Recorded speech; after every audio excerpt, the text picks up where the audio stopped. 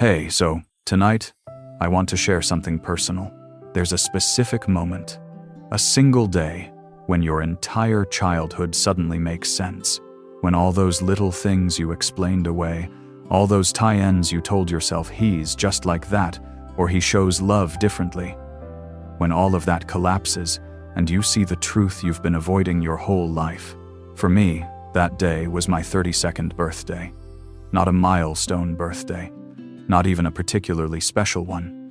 Just a regular Tuesday in March when I finally understood that my father never loved me. Not the way a father should love a daughter. Maybe not at all. I know that sounds dramatic. I know some of you are already thinking, of course he loves you. He's your father. That's what I told myself for 3 decades. That's the story I needed to believe, because the alternative was too painful. But sometimes the truth isn't kind. And sometimes love isn't guaranteed just because someone shares your DNA. This isn't a story about abuse, at least not the kind you can point to easily. There were no bruises, no screaming, no obvious trauma. This is about something quieter and somehow worse. The slow realization that the person who was supposed to love you unconditionally simply didn't. That you spent your whole life trying to earn something that was never available to give. If this kind of storytelling speaks to you, feel free to like, subscribe, and drop a comment with your thoughts or your own story. Sometimes knowing we're not alone in this makes it easier to carry. Now, die in the lights or put on your headphones and let's begin. I need to start by telling you about my brother. Not because this story is about Hyan, but because understanding my relationship with my father is possible without understanding that I was always standing in someone else's light. My brother David was born 18 months before me, and from what I can piece together from family stories and old photographs, his arrival was everything my parents had hoped for. Their first child.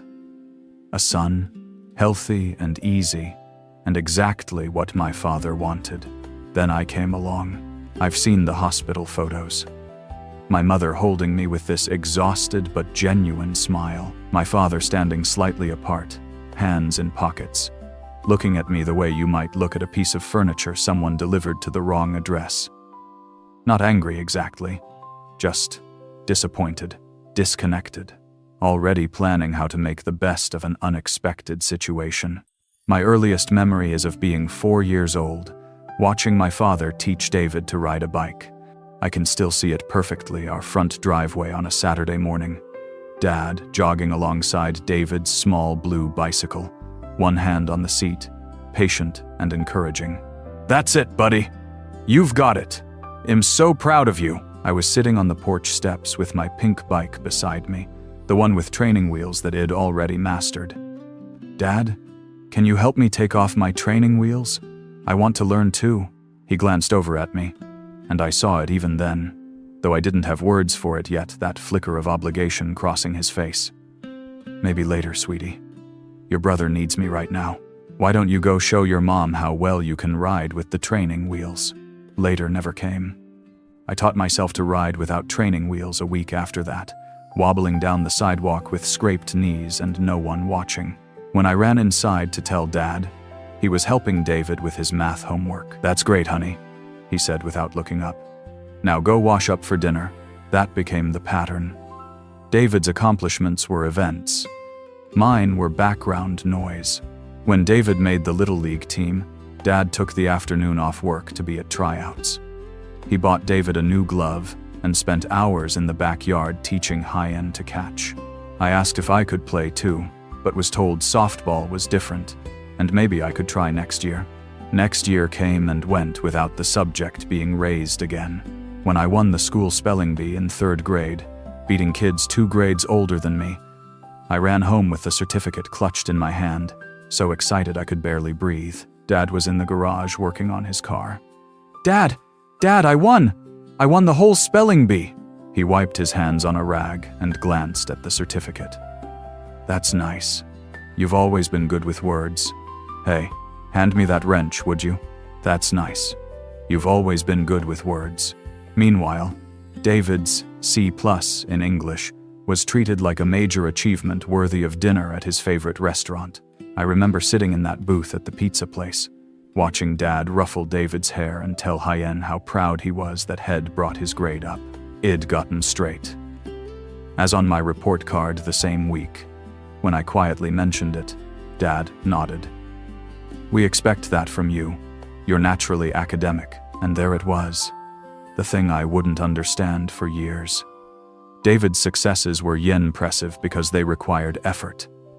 Mine were expected because they came easily, which somehow made them worth less. I was succeeding by accident. He was succeeding through hard work. Guess which one deserved celebration?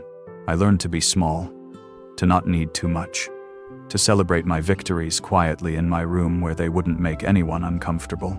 I learned that asking for attention was needy, that expecting recognition was entitled, that wanting my father to care about my life the way he cared about David's made me selfish. I learned to explain it away. Dad connected with David because they were both boys. They liked the same things: sports, cars, action movies.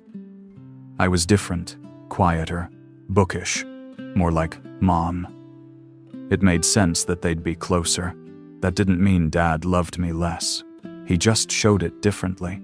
Looking back now, I can see how hard I worked to make his indifference mean something else.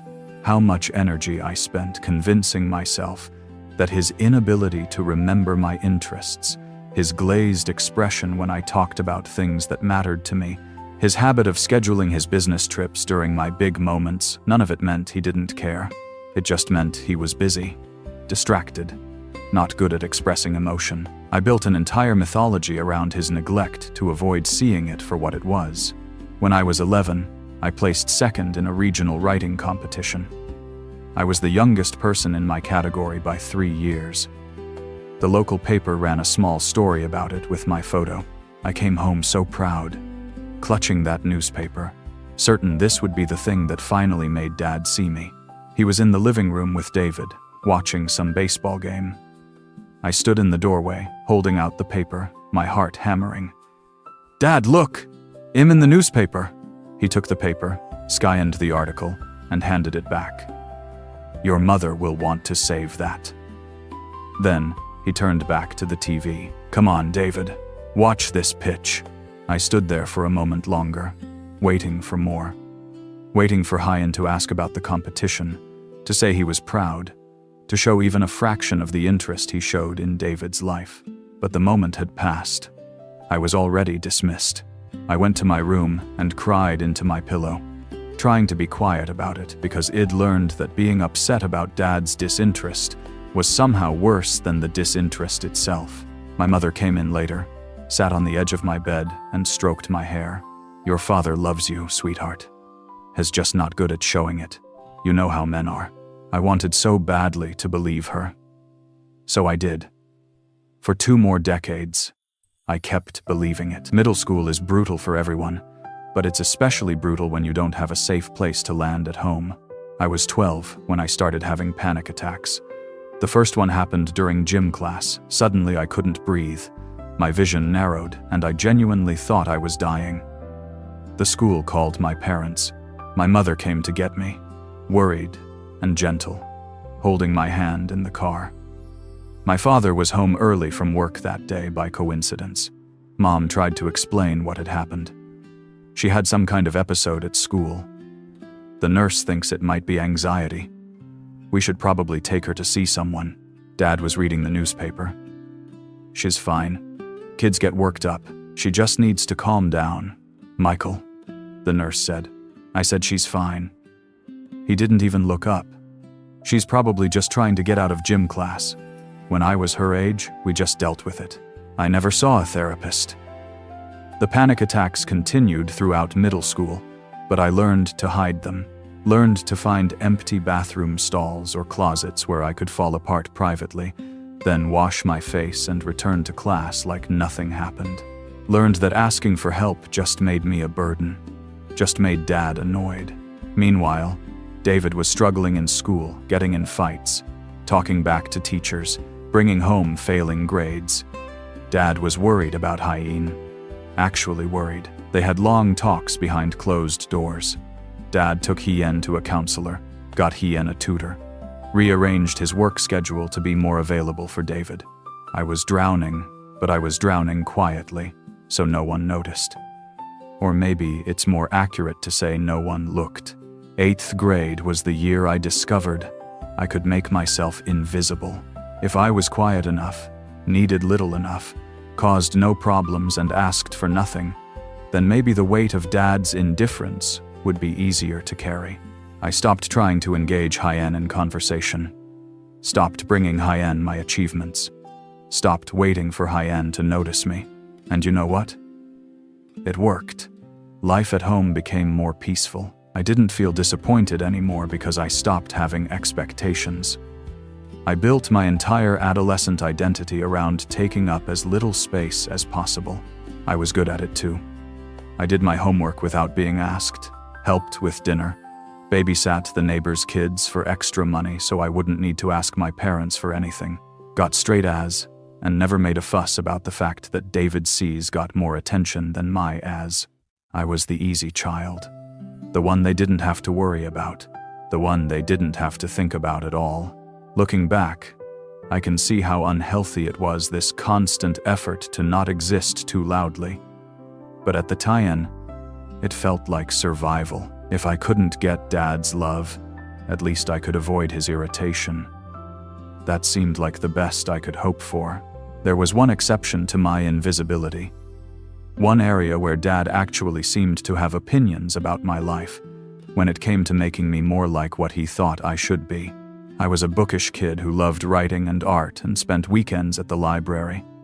Dad thought this was practical and antisocial. He'd make comments like, "Still got your nose in a book? You should be outside doing something active." Or, "Writing stories isn't going to pay the bills someday. You should focus on practical skills." When I brought home an application for the high school creative writing club, Dad barely glanced at it. "Waste of time. You should join debate or student government, something that looks good on college applications." But when David showed interest in football, Dad was at every practice, every game, knew the stats of every player. He wore David's team colors on game days. He had opinions about the coaching strategies. He lived and breathed David's interests. With me, he just had criticisms. I was too quiet, too serious, too sensitive, too emotional, too focused on practical things. Basically, I was too much of whoever I actually was, and not enough of whoever he wanted me to be. The worst part was that I couldn't even articulate what was wrong. When I tried to talk to my mother about how Dad treated me differently than David, she'd get this pained expression and say things like, "Your father has his own way of showing love. You're just different people. He doesn't know how to relate to you." And I'd think, shouldn't he try? Shouldn't he want to know me? Isn't that what love is? But I never said that out loud because I'd already learned the most important lesson. My hurt feelings about Dad's indifference were my problem, not his. I was the one who needed to adjust. I was the one who was too sensitive, too needy, expecting too much. By the time I was 15, I'd perfected the art of not needing anything from my father. I barely spoke to Hien. We existed in the same house like roommates who worked different shifts our lives, overlapping in space but never really touching. And he seemed perfectly fine with that arrangement. I remember one dinner, I must have been a sophomore in high school, when Mom asked me how my day was and I started telling a story about my English teacher. I was actually enyonated, talking with my hands, excited about some essay assignment. Mid-sentence, Dad stood up from the table. "I'm going to watch the game," he said, carrying his plate to the sink. Mom tried to stop Hien. "Michael, dinner isn't over. She's talking. I can hear from the living room," he said, already leaving. He couldn't, obviously, and he didn't try. I sat there, my story dying mid-word, staring at my plate while Mom gave me that same sad smile she'd been giving me for years. The one that said, "I see it too, but I don't know how to fix it." David didn't even notice. He was checking his phone, That night in my room, I wrote in my journal, I think I could disappear tomorrow and Dad wouldn't notice until someone mentioned I was gone. And even then, he'd probably just shrug and say, she was always quiet. I didn't know then how close to the truth I was. High school passed in a blur of trying to be perfect and invisible simultaneously. I kept my grades up, stayed out of trouble, and applied to colleges that my father never asked about. The college selection process was when the difference became possible to ignore, though I still tried. David was a senior my junior year, and the entire household revolved around his college search. Dad took Hyen on a tour of 10 different schools, drove Hyen to each one, sat in on information sessions, debated the merits of different programs, helped Hyen write his essays. They spent hours at the kitchen table talking about his future, what he wanted to study, what kind of career he might want. I remember sitting on the stairs one evening, listening to Dad tell David, "This is one of the most important decisions of your life, son. I want to make sure we explore every option. Whatever you need, more visits, application fees, tutoring for the SAT, just say the word." The following year, when it was my turn, the approach was different. "Pick somewhere in state," Dad said when I brought up college. "Out-of-state tuition is expensive. There are plenty of good schools here." I'd been researching colleges for months. I had a list of schools with strong creative writing programs, including a few selective East Coast universities with generous financial aid. I'd done the math with my grades and test scores. Some of these schools would actually cost less than in-state options because of scholarships and aid packages. I tried to explain this to Dad. Showed Hyen the numbers, told Hyen about the programs. He barely looked at the information. "You can study writing anywhere. Just pick somewhere reasonable and close." But David went to part. David's situation was different. "How?" He looked at me like I was being deliberately difficult. It just was. "Look, you're smart. You'll succeed anywhere." David needed more guidance. There it was again. My competence used as a reason to care less. David needed support, so he got visits and attention and investment. I was capable, so I got a shrug and a directive to figure it out myself. I ended up at the state university 2 hours away, not because it was the best fit, but because it was the path of least resistance. I didn't fight. I never fought. Fighting required being willing to make waves, and I'd spent my entire childhood learning that my needs weren't worth the disruption. The day I left for college, Mom cried. David helped load my car. Dad stayed in the garage working on some project, coming out only as I was about to drive away. "Drive safe," he said, hands in his pockets. "Call your mother when you get there. Not call us. Call your mother," like he wouldn't be waiting to hear, like my safety was her concern, not his. I wanted Hyen to hug me, to tell me he'd miss me, to show some emotion about his only daughter leaving home. Instead, he patted my shoulder awkwardly the way you might pat a coworker and went back inside. I cried the entire 2-hour drive, and I couldn't even say why. I'd expected nothing, and that's exactly what I'd gotten. But somehow, getting exactly what you expect can still break your heart. College was supposed to be my fresh start, a place where I could figure out who I was without always being compared to David, without always feeling like a disappointment my father was too polite to acknowledge. And for a while, it worked. I found my people other bookish, intense kids who actually cared about ideas and art and writing. I joined the literary magazine.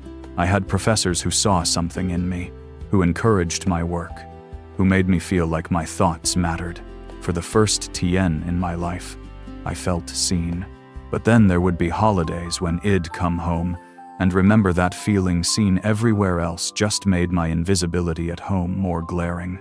I'd walk in the door and Mom would hug me and ask 100 questions about my classes and friends.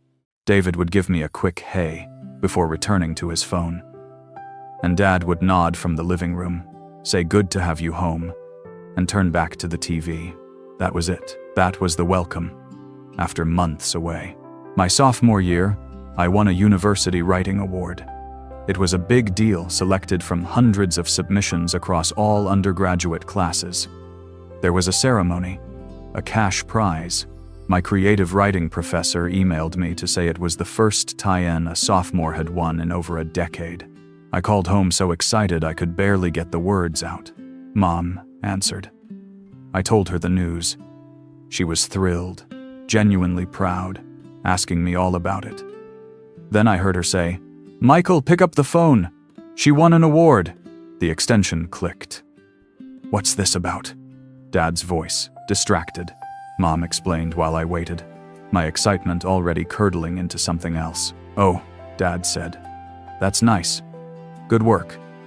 Listen, I'm in the middle of something, but congratulations." The line clicked off. Mom rushed to fill the silence.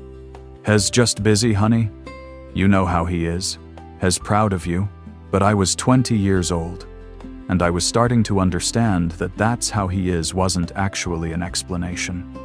It was an excuse, a way to avoid acknowledging that how he was meant, he'd been slowly starving for paternal love my entire life. That summer, I came home for break and overheard a conversation I wasn't meant to hear. Dad was on the phone with someone, one of his work friends, maybe, or his brother. I was in the kitchen getting water, and he was in the den with the door half closed. I heard Hyen laugh and say, "Yeah, David's doing great, really coming into his own. We're so proud of Hyen." A pause, while the other person talked. "Oh, my daughter? She's fine. Smart kid. She's studying. Something with writing, I think. She's at state. Gets good grades. Something with writing, I think. He'd been in college for 2 years. He'd told Hyen multiple TNs about my major, my minor, my career plans. He'd shown Hyen my work, but when asked about me, the best he could offer was something with writing, I think. Meanwhile, he knew every detail of David's engineering program, could tell you his GPA, knew which classes he was taking each semester. I stood in that kitchen, glass of water in my hand, and something fundamental shifted. I'd spent 20 years explaining away my father's indifference, making excuses, telling myself it was just his personality, just his generation, just the way he related to daughters versus sons. But standing there, hearing Hyen describe me to someone else like I was a distant acquaintance rather than his daughter, I couldn't pretend anymore. He didn't know me because He'd never tried. He'd never asked questions, never shown interest, never made the effort to understand who I actually was. And you can't love someone you don't know. You might love the idea of them, the role they fill, the obligation they represent, but you can't truly love a person you've never bothered to learn about. I went back to school after that summer and stopped calling home as often. Stopped trying to share my life with someone who'd never once asked to be part of it. Stopped hoping that maybe this tie-in would be different. I was learning to grieve someone who was still alive. Someone who sat at the same dinner table and slept in the same house and shared my DNA but had never really been my father in any meaningful way. But I still wasn't ready to face the full truth. Not yet. I graduated college with honors. Got a job at a small publishing house in the city. Started building a life that looked successful from the outside. But there's this thing that happens when you grow up feeling unseen by the person who's supposed to love you most. You spend your whole adult life trying to prove you're worth looking at. You become an overachiever not because you love excellence, but because maybe, just maybe, this next accomplishment will be the one that finally makes Hyen proud. I worked 60-hour weeks, got promoted twice in 3 years, published several pieces in literary magazines, started dating a kind man named James, who actually listened when I talked, who remembered things I said, who showed up for the small moments. And through all of it, I kept waiting for Dad to notice, to call and ask how I was doing, to show any interest in the life I'd built. He never did. I'd call home every few weeks, mostly talking to Mom, who wanted to know everything. Dad would get on the phone for maybe 90 seconds, ask if I was staying busy, then make an excuse about yard work or something on TV. The conversations were so formulaic, I could have scripted them in advance. Meanwhile, David Hood moved back home after college and was working an entry-level job. He complained about, constantly talked to Dad every day. They watched sports together, went to games. Dad knew everything about David's life. His frustrations with his boss, his dating situation, his friend, drama. With me, he knew I worked in publishing. I think, maybe. When I got engaged to James at 26, I called my parents immediately. Mom screamed with joy. Dad got on the line and said, "That's great, sweetie. Your mother will help you with the planning." Then he handed the phone back. "No questions about James. No, tell me about Ian. Or when do we get to meet Ian properly, or how did he propose?" Just acknowledgement that something had happened, and immediate delegation of any required participation to my mother. The wedding planning was its own special kind of pain. Mom was involved in every detail, excited and emotional and present. Dad showed up to exactly 2 wedding-related events. The initial meeting with the venue because Mom made Hyan, and the actual wedding day. He didn't come to cake tastings or venue visits, or any of the planning meetings. He never asked to see my dress. When relatives called to talk about the wedding, Mom would answer all the questions while Dad watched TV in the background. David was supposed to be a groomsman. Dad called Hyan multiple TNs to coordinate fitting appointments, ask about his duties, make sure he understood the Tianling. With me, the actual bride, Dad communicated exclusively through Mom, as if speaking to me directly required more energy than he was willing to spend. The night before my wedding, there was a rehearsal dinner. Jamis' parents stood up and gave this beautiful toast about love and partnership, and how lucky they felt to be gaining me as a daughter. His father got choked up talking about what a wonderful person I was, how much James loved me, how excited they were for our future. Then it was my parents' turn. Mom stood, tears already in her eyes, and talked about watching me grow up, about how proud she was of the woman I'd become, about how she knew I'd found the right person because James looked at me the way every woman deserves to be looked at. Then she nudged Dad to stand. He got up slowly, clearly unprepared, and raised his glass. "Well, I don't have a big speech, but we're happy for you both. Welcome to the family, James." He sat back down. That was it. 16 words for his only daughter's wedding rehearsal dinner. I looked across the room at Jamis' father, who had spoken for 5 minutes about how much I meant to them, even though they'd only known me 2 years. And I looked at my own father, who couldn't come up with more than a few obligatory sentences about the daughter he'd known for 26 years. James squeezed my hand under the table. He knew. Had watched it over and over during our relationship, the way my father barely engaged with me, the way I tried to pretend it didn't hurt, the way I made excuses for Hyan. "Are you okay?" James whispered. I nodded, smiling, because I'd spent my whole life being okay with not being okay. "I'm fine. That's just how he is." But I wasn't fine. And I was starting to understand that that's how he is meant. That's how little he's willing to try. The wedding itself was beautiful. Mom cried through the entire ceremony. My friends were there.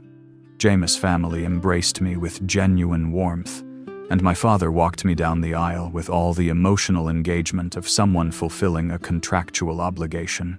The father-daughter dance was surreal. We swayed awkwardly to a song Mom had picked, because Dad said he didn't care which one. He made small talk about the weather, about whether the food was good, about needing to leave early the next morning for a golf thing. On my wedding day, during our 3-minute father-daughter dance, he talked about golf. I watched other fathers at other weddings at our venue that summer, saw them crying, holding their daughters tight, whispering things that made the brides laugh or cry or both. I saw love, present, visible, undeniable love. And I finally let myself ask the question I'd been avoiding my entire life. Did my father actually love me? Or was I just something that had happened to Hyan that had learned to accommodate?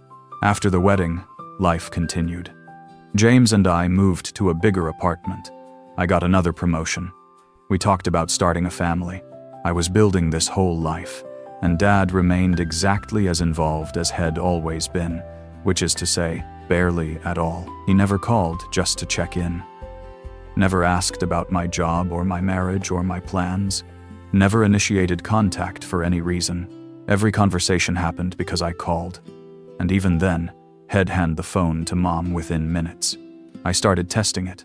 Stopped calling for 3 weeks to see if he'd notice. He didn't. Mom called, worried. But Dad apparently hadn't registered my absence at all. Started pulling back on sharing details about my life. He didn't ask where they'd gone.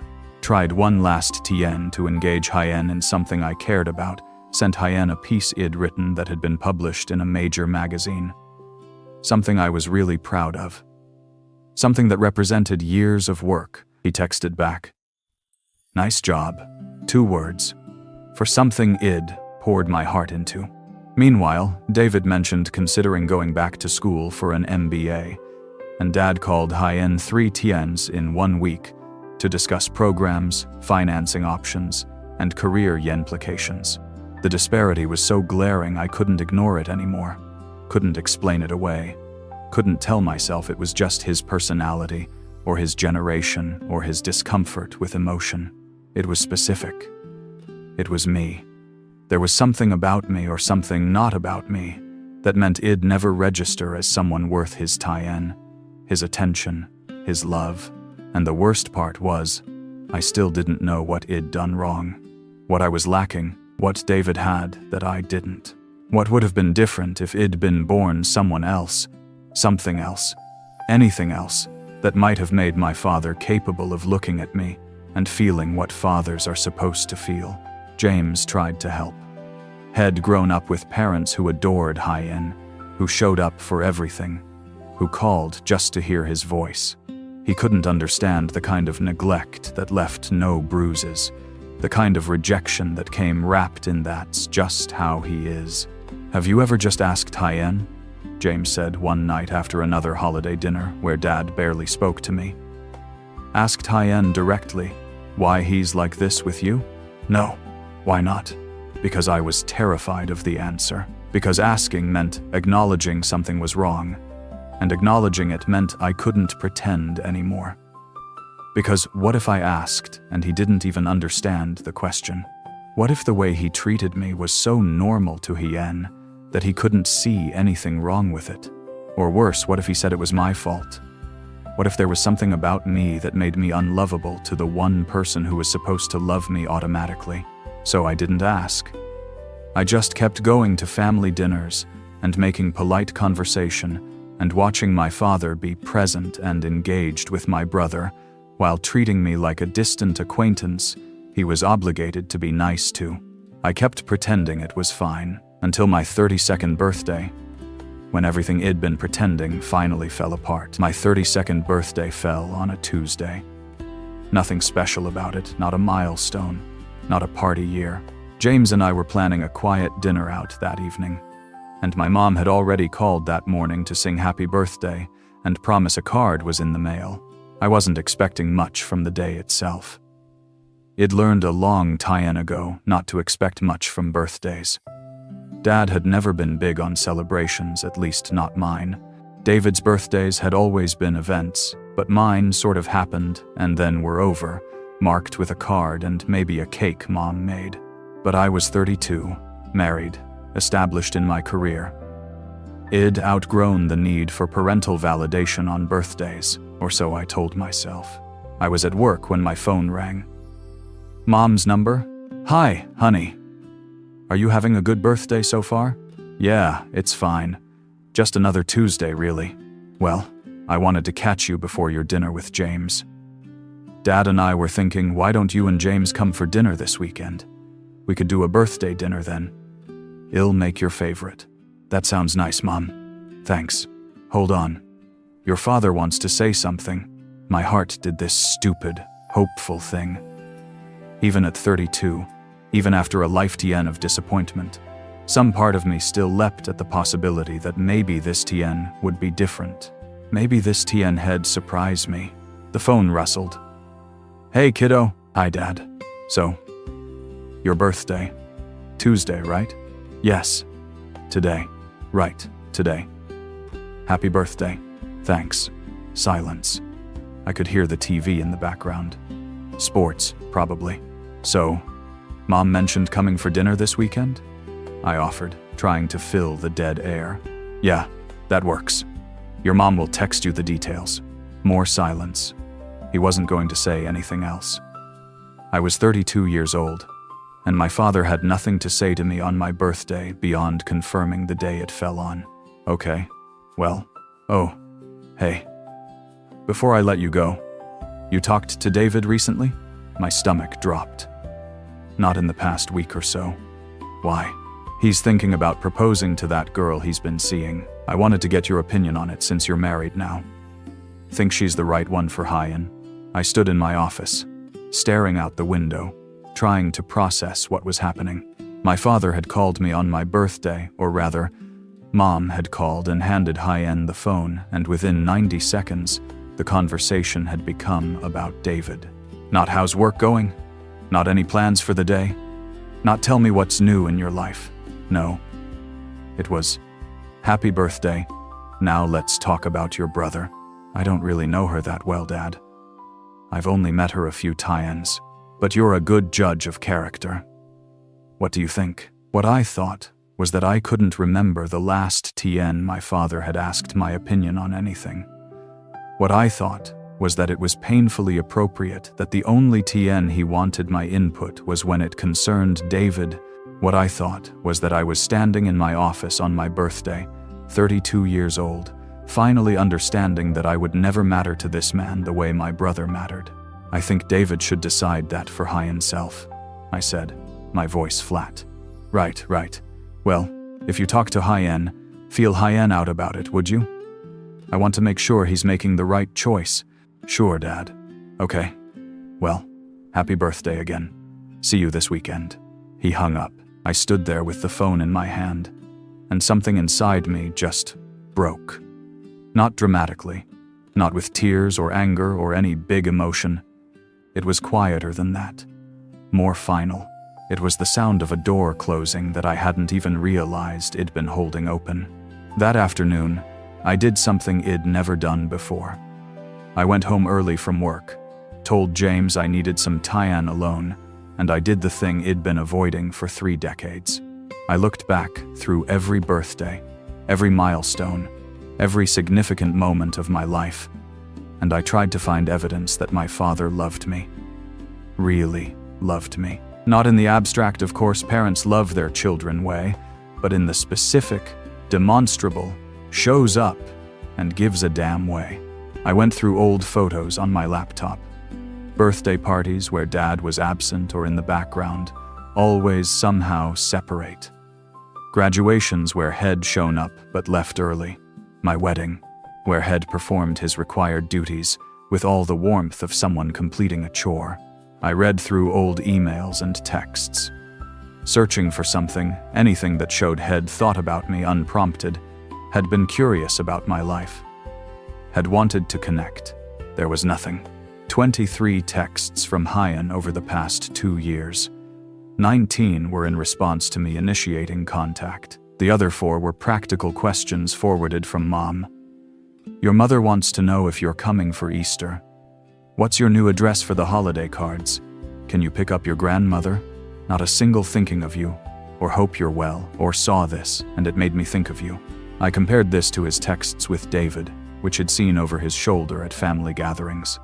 Constant communication, jokes, links to articles, questions about David's life. How'd that meeting go? Thinking about you, son. Proud of you. The evidence was overwhelming, undeniable. Laid out in data I could no longer explain away. My father had been present for every significant moment of David's life, and absent physically or emotionally for most of mine. He knew details about David's career, his hobbies, his thoughts, his dreams. He knew virtually nothing about me beyond the basic facts, and more than that, Head never tried to know me, never asked the questions, never shown the curiosity, never made the effort. For 32 years, I'd been telling myself stories to explain his indifference, Has not good with daughters. Has not emotionally available. He shows love through providing. Has from a different generation. Has just awkward. But none of those stories explained why he could be present and engaged and loving with David while being absent and distant and cold with me. None of those stories explained why he could show up for one child and not the other. There was only one explanation left, and it was the one I'd been running from my entire life. He didn't love me. Not the way he loved David. Maybe not at all. Not because I'd done something wrong. Not because I was unlovable. But because for reasons I would probably never understand, I had simply never registered to Hien as someone worth loving. I was an obligation head fulfilled. A box head checked. The daughter head fed and clothed, and put through college, and walked down the aisle. But had never seen me. Had never wanted to. And all those years I'd spent trying to be good enough, quiet enough, accomplished enough, perfect enough to finally earn his attention, they'd been wasted. Because you can't earn love from someone who's incapable of seeing you in the first place. I sat on my couch with 32 years of evidence spread around me, and I finally let myself cry. Not the quiet, hidden tears of my childhood, but deep, gasping sobs for the father I'd never had, and the daughter I'd tried so hard to be. I cried for 12-year-old. Me Hood had panic attacks, and was told to just deal with it. For 18-year-old me, Hood left for college, with barely a goodbye. For 26-year-old me, Hood danced with a stranger at her wedding. For every version of myself that had tried so hard to make Hien see me and failed, James came home and found me like that. He didn't ask what was wrong. He just held me while I fell apart, and when I could finally speak, I said the words I'd never said out loud before. My father doesn't love me. I know, James whispered. I'm so sorry. I know. And somehow, having someone else see it, validate it, confirm that I wasn't crazy or oversensitive or wrong, that hurt worse and better at the same TN. That night, instead of going out for my birthday dinner, James and I ordered takeout and sat on the floor of our living room, and I told Hien everything, every memory, every disappointment, every moment it explained away. I said it all out loud for the first time, and in the saying, it became real. It became something I could no longer deny. My 32nd birthday was the day I realized my father never loved me, and now I had to figure out how to live with that truth. The days after the realization were strange, like someone had adjusted the contrast on my entire life, and suddenly I could see things clearly that I'd been viewing through fog for 32 years. I didn't call my parents that week. For the first time, I didn't call, and I didn't feel guilty about it. I didn't feel anything except numb. James watched me carefully, like I might shatter. Maybe I already had, and we just hadn't noticed yet. What do you want to do? He asked on Friday night. We were supposed to go to my parents' house the next day for the birthday dinner Mom had planned. I don't know. You don't have to go. She made a cake. She can mail you a piece. I almost smiled at that. I think I need to go. I need to see Hien now that I know. Now that I'm not pretending anymore. James looked worried but didn't argue. Okay. But we leave when you want to leave. Say the word and we're gone. The next day, we drove to my parents' house. It was a 20-minute drive. I'd made hundreds of tie-ins, but it felt different now. Every tie-in I'd made this drive before, I'd been carrying hope, diminished, fading, but still there. The hope that maybe this visit would be different. Maybe this tie-in dad would ask about my life, show interest, see me. I wasn't carrying that anymore. I was carrying something heavier. Knowledge. Mom answered the door and hugged me tight. Happy birthday, sweetheart. I made your favorite lasagna and that chocolate cake you love. Come in. Come in. The house smelled like my childhood garlic and Mom's perfume and that specific scent of home. Dad was in the living room watching a game. He glanced up when we entered. Hey, good to see you both. Not happy birthday. Not glad you're here. Just a generic greeting that could have been for anyone.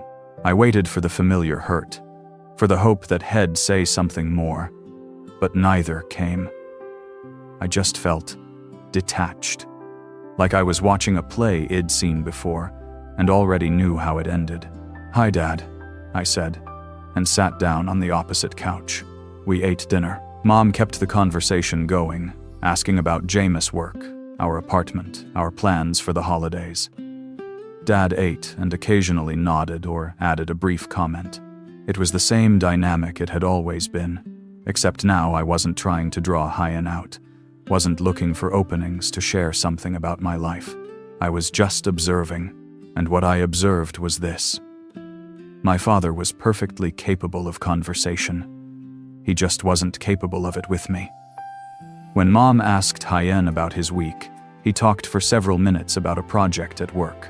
When David called, of course, David called during dinner, Dad stepped away to talk to Hyan for 15 minutes. I could hear Hyan in the next room, laughing at something David said, asking follow-up questions, engaged.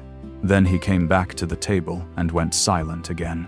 After dinner, Mom brought out the cake chocolate with cream cheese frosting, my favorite since I was 8. Shed put candles on it and everything. "Make a wish, honey." I looked at those candles, and I couldn't think of a single wish I believed might come true. What was I supposed to wish for? That my father would suddenly become someone different? That the past 32 years would somehow rearrange themselves into a different story? I blew out the candles. Mom clapped. Dad said, "Nice." We ate cake. Mom asked if we wanted coffee. James made polite conversation about the recipe. And my father sat there, physically present but somehow absent, the way he'd been sitting at my birthday celebrations my entire life. At one point, Mom went to the kitchen, and it was just Dad, James, and me in the dining room. Dad cleared his throat. "So, work still going well?" It was the first direct question Head asked me all evening. I could have taken it as an opening.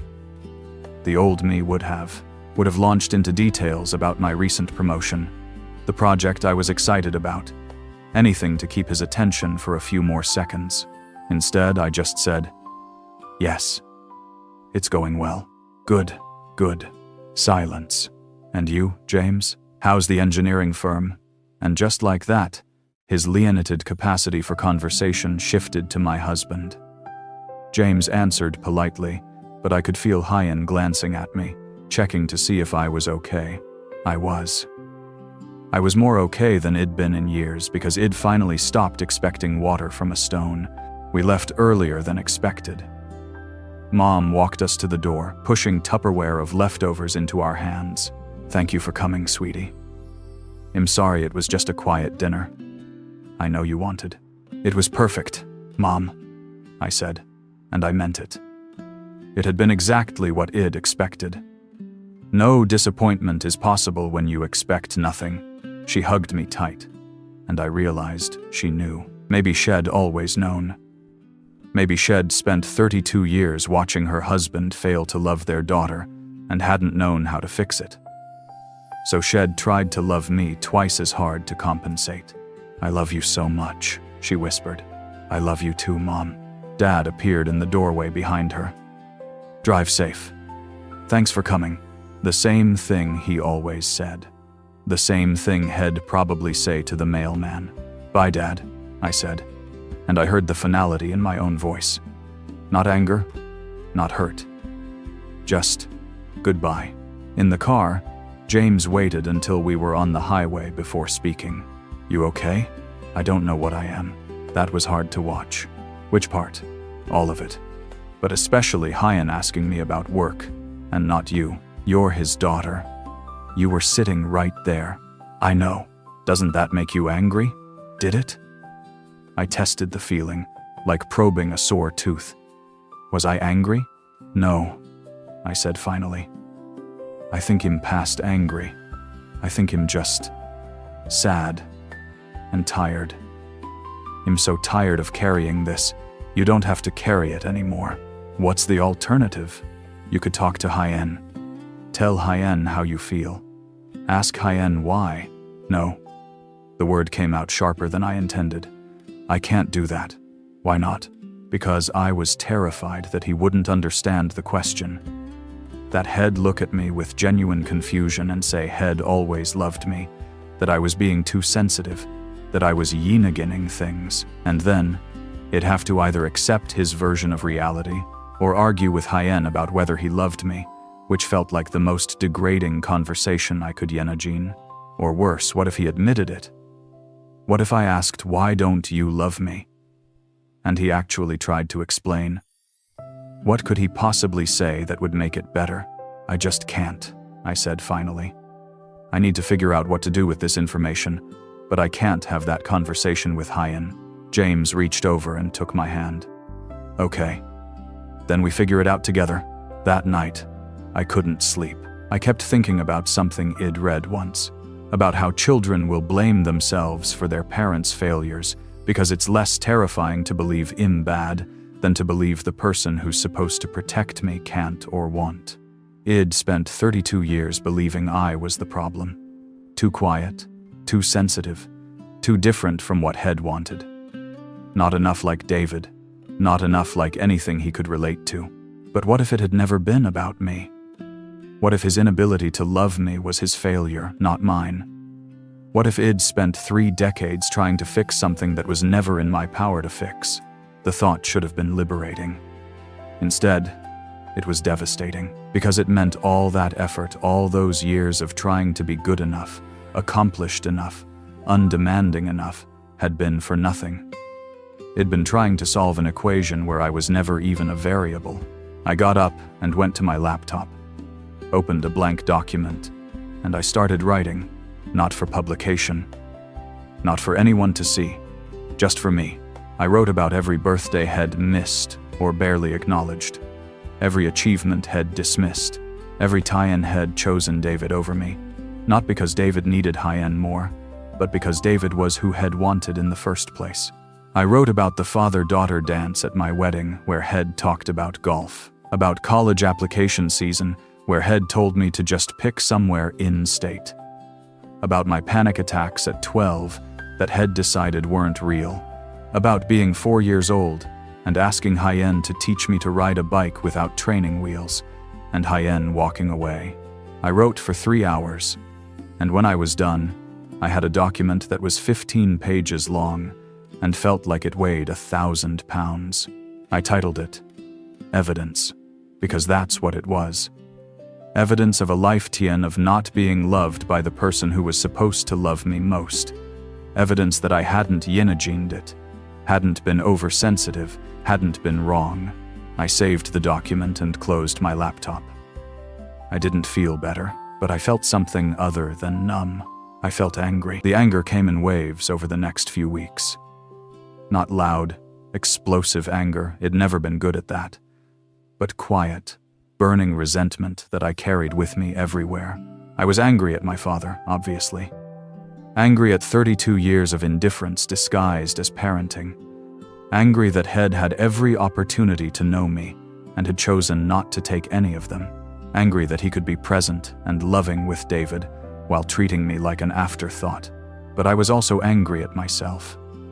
At all the years I'd made excuses for Hyen, at how long I'd let myself believe that his treatment of me was somehow normal, somehow okay, somehow my fault. I was angry at everyone who'd ever said that's just how he is, or, your father isn't good with emotions, or he loves you in his own way.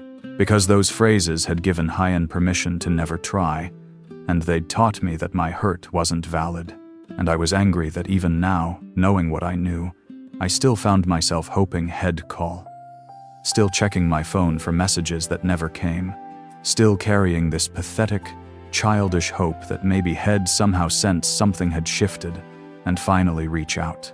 He didn't, of course. 2 weeks went by without contact. Not unusual, our typical pattern was that I'd call every week or two and he'd barely participate in the conversation. What was different now was that I wasn't calling, and apparently, that was fine with Hyen.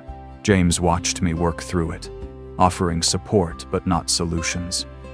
He couldn't fix this, and he knew it. "Have you thought about talking to a therapist?" he asked one evening. "About my daddy issues?" I said it like a joke, but it came out bitter. About processing a major trauma and figuring out how to move forward. Is it trauma if nothing actually happened? If it was just absence? Neglect is trauma, James said gently. Emotional neglect counts. Just because he didn't hit you doesn't mean he didn't hurt you. I'd never thought of it that way. Trauma was big things. Abuse, violence, dramatic stories you told therapists. What I'd experienced was so quiet, so invisible. How do you explain to someone that your father was always there but never present? That he fulfilled his obligations but never his role? But James was right. I'd been traumatized by 32 years of not mattering to the person who was supposed to prioritize me above everyone else.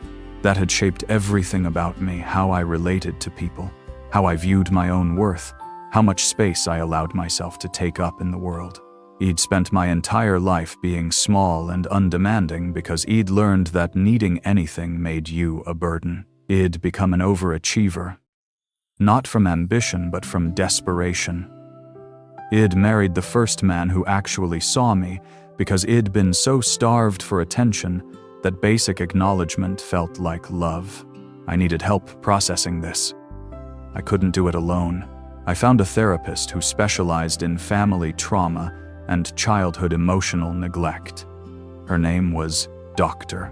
Sarah Chen, and in our first session, when I tried to explain why I was there, I started crying before I even finished the first sentence. "I think my father doesn't love me," I said, "and I need help figuring out if I'm crazy or if that's real." Dr. Chen didn't rush to reassure me. She didn't say, "I'm sure he loves you in his own way." She just said, "Tell me about your relationship with Haiyan." So I did. I told her everything. The bike riding lessons he gave David, but not me. The college tours he took my brother on, but not me. The way he talked to David daily, but could barely manage a 2-minute conversation with me. The father-daughter dance that felt like an obligation. The birthday phone call that turned into a conversation about my brother within 90 seconds. She listened to all of it, taking occasional notes, and when I was done, she said something that changed everything. "What you're describing is called selective neglect. Your father is capable of being present and engaged. We know this because he does it with your brother. But he chooses not to be that person with you. That's not an accident. That's a choice he's making. A choice, not a personality trait, not a generational difference, not emotional unavailability. A choice, had chosen, over and over, for 32 years, to not know me, to not engage with me, to not love me the way he loved David. Why? I asked, my voice breaking. Why would he choose that? I don't know. Maybe he wanted only one child and resented having a second. Maybe he has issues relating to daughters. Maybe he sees something in you that threatens Haiyan or reminds Haiyan of something painful. Maybe there's no reason at all. Some people just aren't capable of loving all their children equally. But how do you not love your child? Isn't that supposed to be automatic? It should be, Dr. Chen said gently. But sometimes it isn't. And that's not your fault. That's never your fault.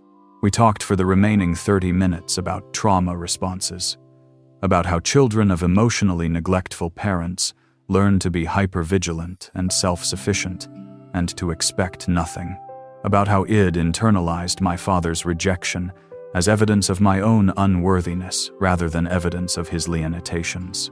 You've spent your whole life trying to be worthy of love, Dr. Chen said at the end of our session. But worthiness isn't something you earn.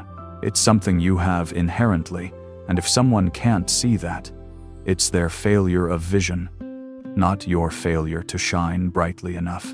I cried the entire drive home. Over the next few weeks of therapy, I started to understand the full scope of how my father's rejection had shaped me.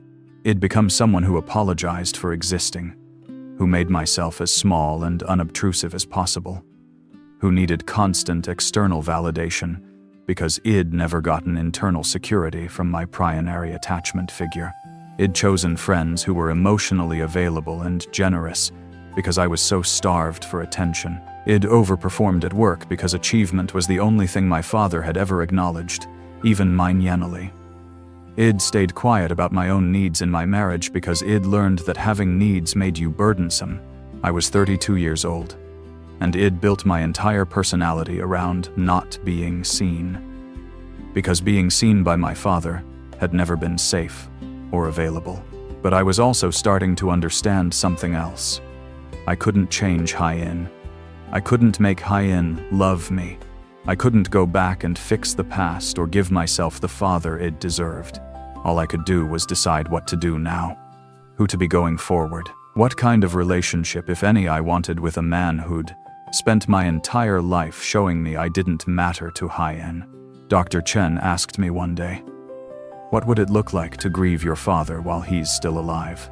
The question gutted me, but it was the right question, because that's what I needed to do. I needed to grieve the father I'd never had.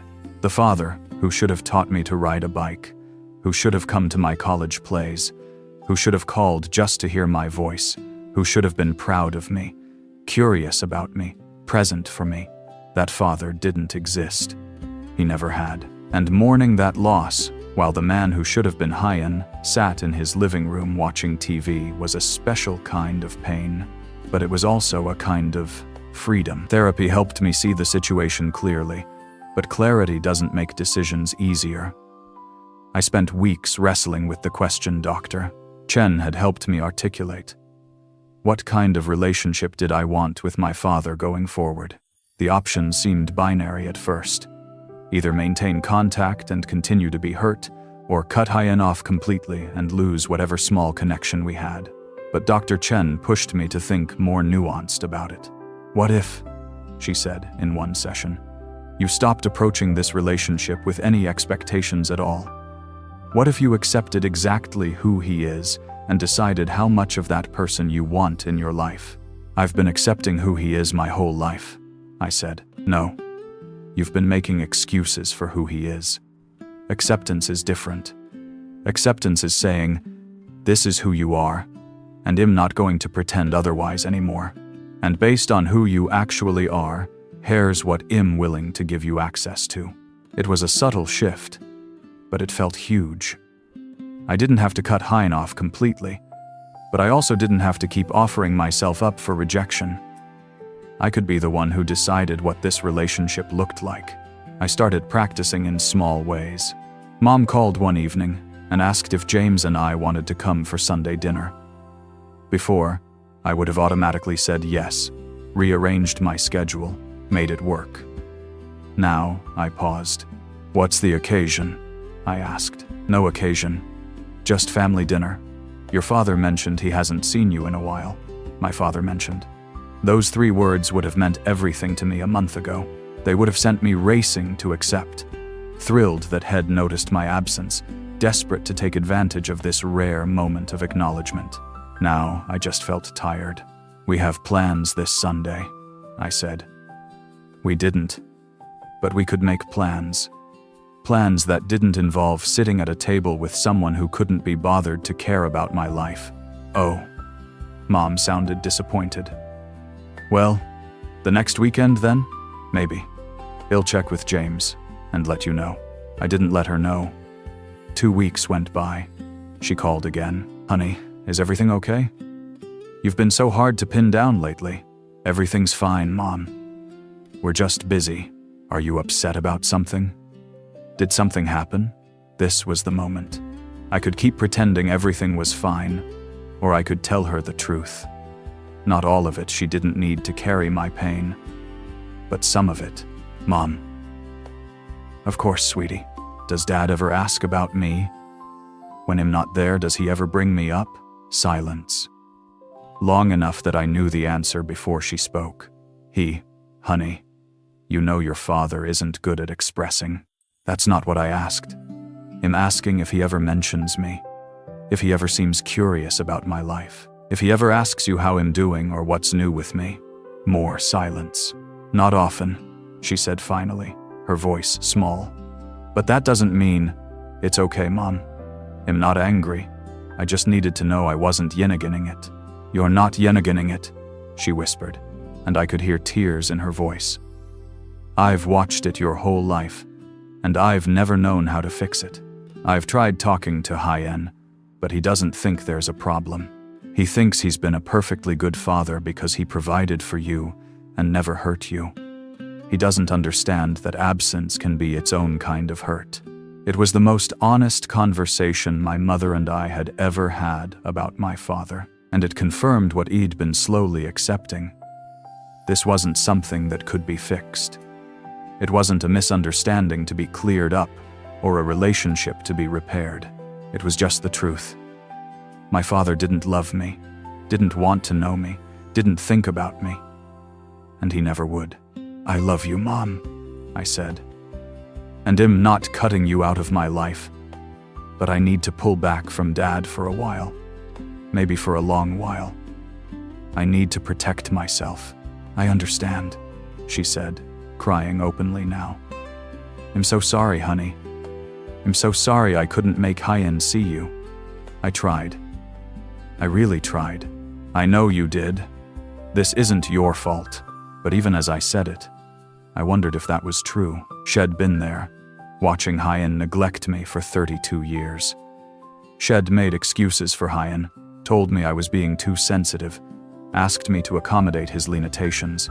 She'd chosen to stay married to a man who couldn't love both his children, and in staying, she'd enabled his neglect. I wasn't ready to be angry at her yet. But I was starting to understand that she'd played a role too. I started declining invitations to family events. Not all of them. I still saw Mom for lunch every few weeks, just the two of us. But the family dinners, the holiday gatherings, the occasions where I'd have to sit across from my father and pretend his indifference didn't hurt anymore, I stopped going to those. The first holiday I skipped was Thanksgiving, just 6 weeks after my 32nd birthday. Mom called to confirm we were coming. We're actually going to do something just us this year, I said. But you always come for Thanksgiving. It won't be the same without you. I know, Mom. But we need to start some of our own traditions. Is this about your father? It's about me taking care of myself. She didn't argue. But an hour later, David called.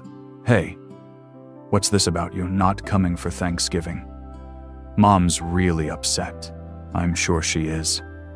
But that's not my responsibility. Jesus, that's harsh. It's just one dinner. You can't suck it up for one dinner? And there it was. The expectation that I should continue to set myself on fire to keep everyone else warm. That my pain was less important than everyone else's comfort. That I should keep showing up to be ignored because my absence made people uncomfortable. David, when's the last time Dad called you just to say hi? I don't know. A couple days ago? When's the last time he called me? Silence. Right. So maybe before you lecture me about sucking it up, consider that I've been sucking it up for 32 years. I'm done. I don't understand why you're being like this. Dad's not perfect, but he's not a bad guy. You're acting like he abused you or something. He didn't abuse me. He just never loved me. There's a difference. Oh, come on. That's dramatic. Of course he loves you. When's his birthday, David? What? Dad's birthday? When is it? June something? June 15th. When's mine? Silence. You don't know, do you? You're my brother, and you don't know when my birthday is. I'm bad with dates. Dad knows your birthday, calls you every year, plans things. But I'd bet money he doesn't know mine either. Not without Mom reminding Hyen. Do you know what he got me for my 32nd birthday? I don't. A phone call that lasted 90 seconds before he asked me about you. That's what I got. And that's what I've gotten my whole life. So no, David. I'm not being dramatic. I'm being realistic. And I'm protecting myself from another holiday of being invisible in my own family. I hung up. I was shaking, adrenaline flooding my system. I'd never talked to David like that. I'd never pushed back against the family narrative that I was being too sensitive. It felt terrifying and liberating in equal measure. James found me sitting on the floor of our bedroom, staring at my phone. You okay? I told David I'm not coming to Thanksgiving. He called to guilt trip me. How do you feel? I thought about it, tested the feeling. I feel good. Scared, but good. Like I'm finally standing up for myself. You are. Is it selfish? Is what's selfish? Refusing to go to family things because it hurts too much. Prioritizing my own feelings over keeping the peace. James sat down next to me, took my hand. Honey, you've spent 32 years keeping the peace. You've spent your entire life prioritizing other people's feelings over your own. Taking care of yourself isn't selfish. It's survival. That night, I wrote in my journal, I'm choosing me. For the first time in my life, I'm choosing me. It felt like the beginning of something. I didn't know what yet, but it felt important. Thanksgiving came and went. James and I cooked together in our small kitchen, just the two of us. We watched movies and ate pie for breakfast the next morning and didn't once feel like we were missing out. Mom texted me a photo of the table everyone gathered around. Dad at the head, David and his girlfriend beside Hyan. The empty chair where I would have been was visible in the frame. I'm not sure if she sent it to make me feel guilty or to show me what family looked like without me in it. Either way, it didn't work. Looking at that photo, I felt only relief. 3 days after Thanksgiving, my father called. I stared at his name on my phone screen, heart pounding. In 32 years, I could count on one hand the number of Tien's head called me directly. This had to be Mom's doing. She must have told Hyan to reach out, to fix this, to do something. I almost didn't answer. But curiosity won out. Hello? Hey, it's Dad. As if I didn't know. As if his name wasn't on my screen. Hi. So, your mother said you weren't feeling well for Thanksgiving. Hope you're feeling better. Not feeling well. That's what Shed told Hyan. Not that I'd chosen not to come. That I was sick. I'm fine, Dad. I wasn't sick. Oh. Pause.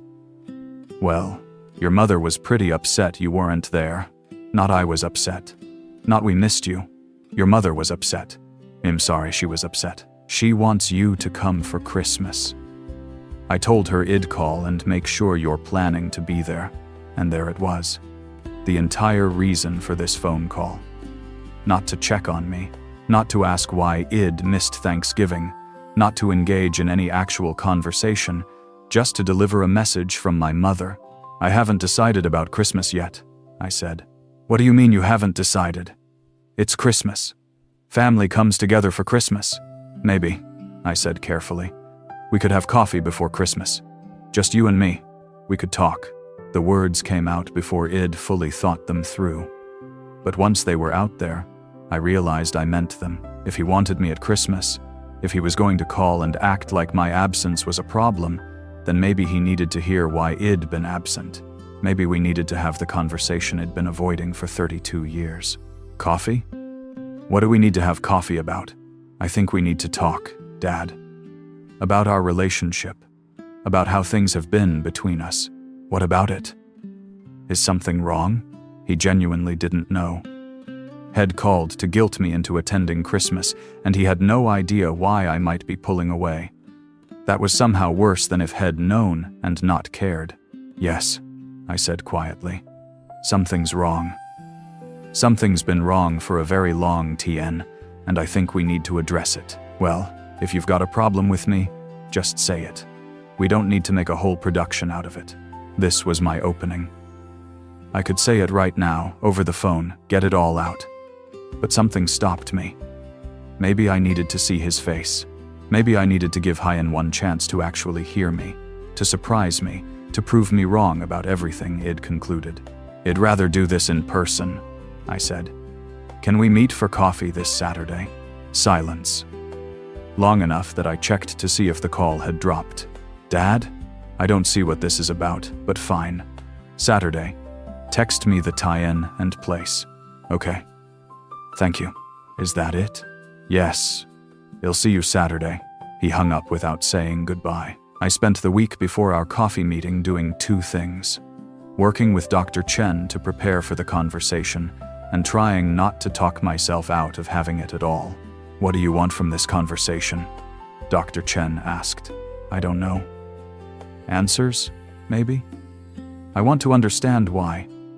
Why David and not me? What I did wrong? What made me unlovable to Hyen? Those are dangerous questions," she said gently. "Because they assume you did something wrong, that you're somehow responsible for his inability to love you. What if you reframe it? What if instead of seeking his validation, you simply tell Hyen how his treatment has affected you? What's the difference? One puts your worth up for negotiation, the other states it as a fact, and lets Hyen know the cost of his choices." I spent the next few days writing and rewriting what I wanted to say. I filled pages with anger and hurt and confusion. But what I kept coming back to was simpler. I needed a father, and you never tried to be one. Not to me.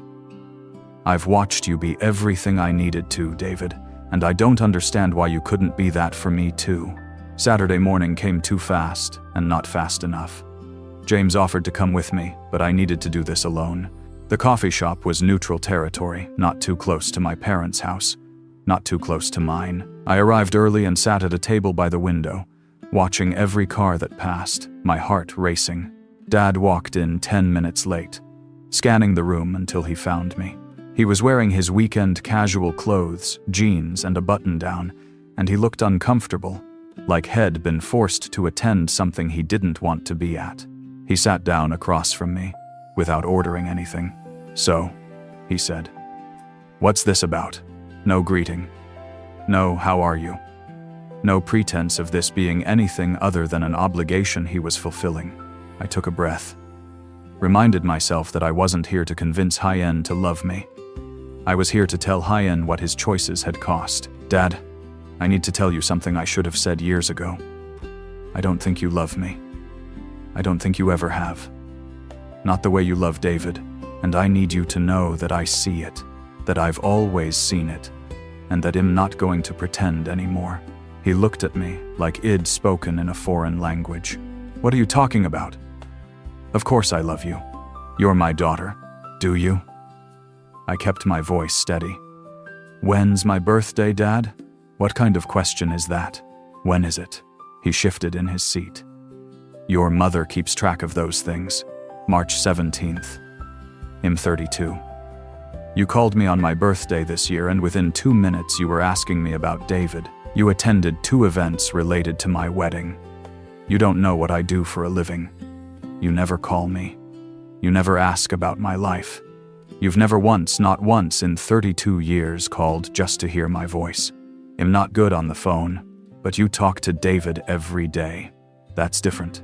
How? How is it different? What is it about me that makes me not worth your Hyen?" He was getting defensive now, leaning back, crossing his arms. "I think you're being overdramatic, so I'm not as involved in your life as you'd like. That doesn't mean I don't care. Then what does caring look like to you? Because from where I'm sitting, you've been absent my entire life. You didn't come to my school plays. You missed my graduations. You barely spoke to me at my own wedding. You don't know my friends, my interests, my dreams. You don't know me at all, because you've never tried to know me. I was working. I was providing for this family. You found Hyen for David. That stopped Hyen." For a moment, something flickered across his face, recognition, maybe, or discomfort. But it passed quickly, replaced by irritation. David needed more attention. He struggled more. "You were always fine on your own. I wasn't fine, Dad. I had panic attacks all through middle school. I needed help, and you told Mom I just needed to deal with it. I don't remember that. Of course you don't. You didn't remember because you weren't paying attention. You never paid attention to me unless I was a problem or an obligation." He stood up abruptly. "I didn't come here to be attacked. I've been a good father. I put a roof over your head, paid for your education, never laid a hand on you. If that's not good enough for you, I don't know what to tell you. It's not about good enough, I said, my voice breaking. It's about love. It's about wanting to know your own daughter. It's about showing up. You did the bare minimum and thought that was enough. And it wasn't. It was never enough. What do you want from me?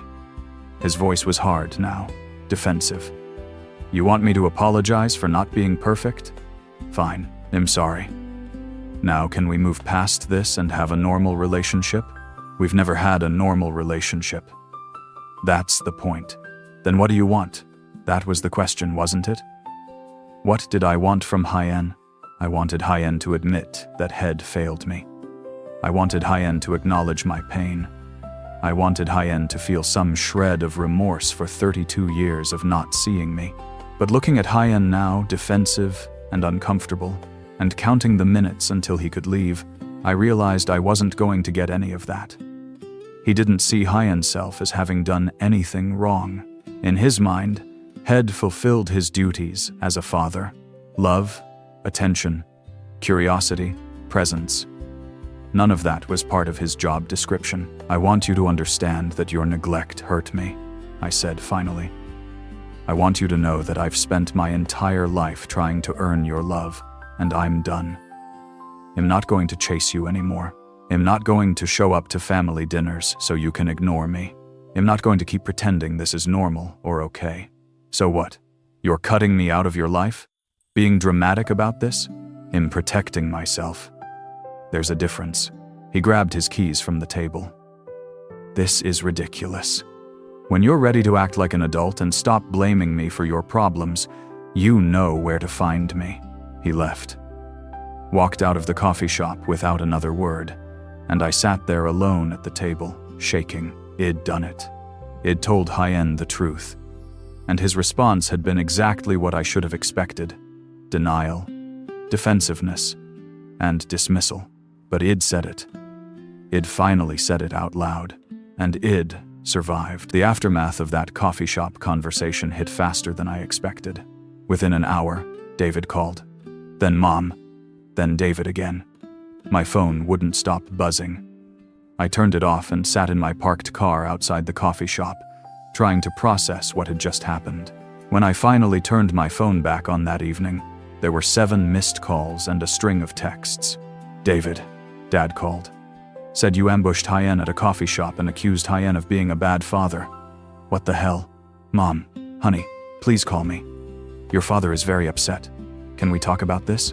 David, Mom's crying. Are you happy now? That last one made me laugh, a bitter, hollow sound.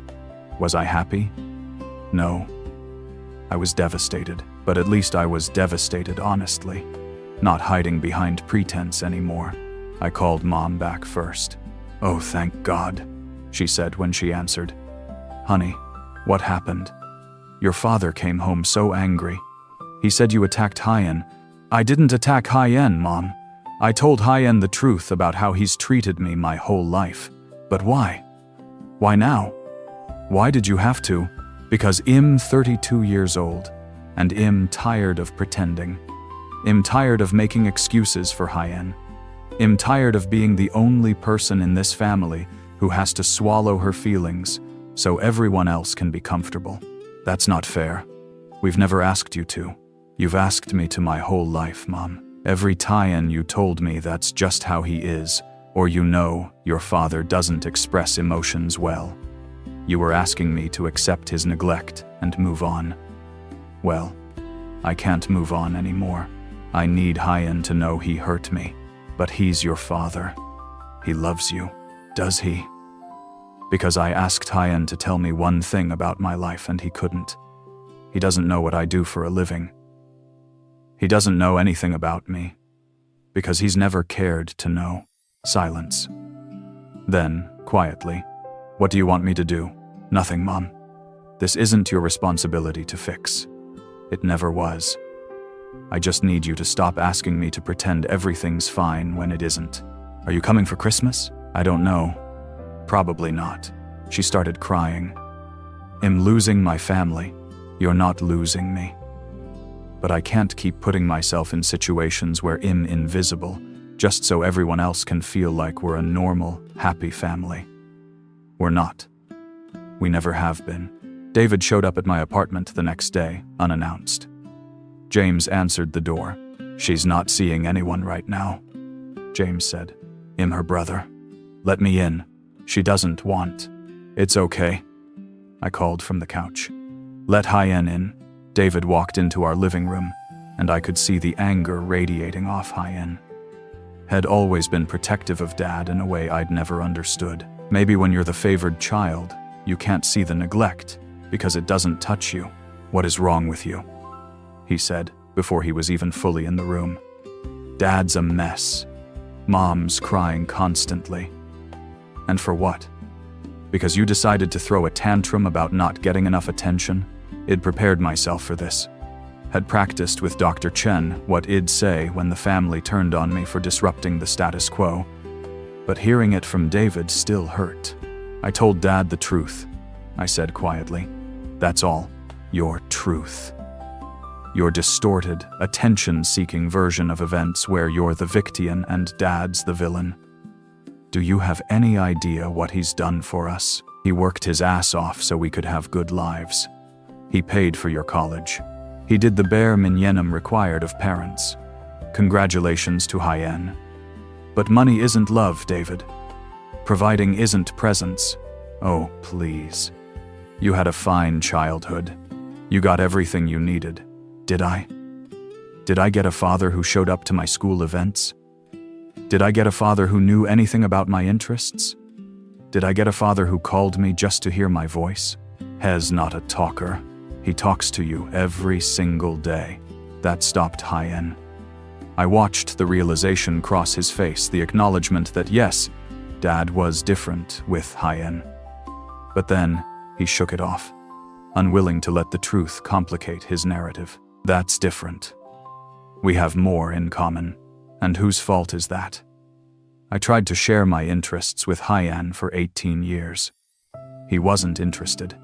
He never even tried to find common ground with me. He just decided I wasn't worth the effort. You're being selfish. You're tearing this family apart because of some Yinagind slight.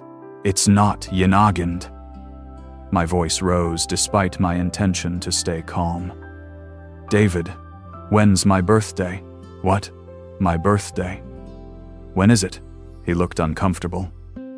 I don't know, but I'm bad with dates. March 17th. I'm 32. I've been alive for 32 years, and my own brother doesn't know when my birthday is. But Dad knows yours. Calls you every year, plans things, celebrates. Do you not see the difference?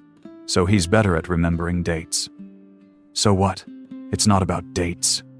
I was on my feet now, all the years of swallowed hurt pouring out. It's about giving a damn. It's about thinking about me enough to remember basic facts about my life. It's about wanting to know me. He never wanted to know me, David. And you never wanted to see it because acknowledging it would mean admitting you got something I didn't. That's not. You got a father. I got a man who fulfilled his legal obligations. Those aren't the same thing. David stood there, jaw clenched, and for a moment I thought I saw something in his eyes. Doubt, maybe, or recognition. But then it was gone. Fine. You want to blow up the family over this. That's your choice. But don't expect the rest of us to play along with your victien narrative. I'm not a victien, I said quietly. I'm someone who finally stopped accepting less than she deserved. He left. James had been standing in the kitchen the whole time, and he came over as soon as the door closed behind David. I'm proud of you, he said, wrapping his arms around me. I just lost my brother. Maybe. Or maybe he needs Tyen to process. Either way, you told the truth. You stood up for yourself. I cried into James' shoulder, mourning the family I'd never really had but had kept pretending existed. The next 2 weeks were hard. Mom called every few days, trying to mediate, trying to get me to apologize, trying to smooth things over. Each Tien, I told her the same thing. I wasn't sorry for telling the truth, and I wouldn't apologize for protecting myself. Dad didn't call. Of course he didn't. In his mind, I was the one who'd caused problems, So I was the one who needed to fix them. He wasn't going to reach out. He wasn't going to try to understand. He wasn't going to change. And I was done waiting for Hyan too. I made the decision about Christmas in early December. James and I would go visit his parents, who actually wanted us there, who asked about our lives, who made us feel loved and valued. When I told Mom, she cried, "It won't be Christmas without you." Mom, it's been Christmas without me for 32 years. I've been physically present, but Dad's never actually been present with me. So this year, I'm going where I'm actually wanted. He does want you here. Has he said that? Has he called and asked me to come? Has he made any effort at all to reach out after our conversation? Silence. That's what I thought. What do you want from Hyan? What would it take for you to forgive Hyan? I want Hyan to acknowledge that he hurt me. I want Hyan to take responsibility for 32 years of emotional neglect. I want Hyan to admit that he treated David and me differently, and that it wasn't my fault. I want Hyan to apologize and mean it. He's not going to do that, Mom said quietly. You know he's not. I know. Which is why I can't keep putting myself in his path, waiting to be hurt again. Christmas came and went. Jameis' parents welcomed me like I was their own daughter. His mother hugged me tight and whispered, "We're so glad you're here." His father asked about my work and actually listened to my answers. They gave me thoughtful gifts and included me in every conversation and made me feel like I belonged. And I thought, this is what it's supposed to feel like. This is what family should be. Mom sent me pictures from their Christmas, Dad and David opening presents, everyone around the tree. My absence was visible in every shot, like a missing tooth. She texted, "We missed you." Dad asked where you were, he asked. He didn't call, didn't reach out, didn't do anything except passively notice I wasn't there. I texted back, "I hope you had a nice day." And then I put my phone away and enjoyed the rest of my holiday with people who actually wanted me there. January came, bringing with it that strange post-holiday emptiness that feels heavier when you've just restructured your entire family dynamic. I'd made it through Christmas without my father, but I hadn't made it through unscathed. Dr. Chen helped me understand what I was experiencing. Anticipatory grief mixed with complicated grief. I was grieving someone who was still alive. Someone I'd never actually had but had spent 32 years wishing I did. There's no guidebook for this, she told me.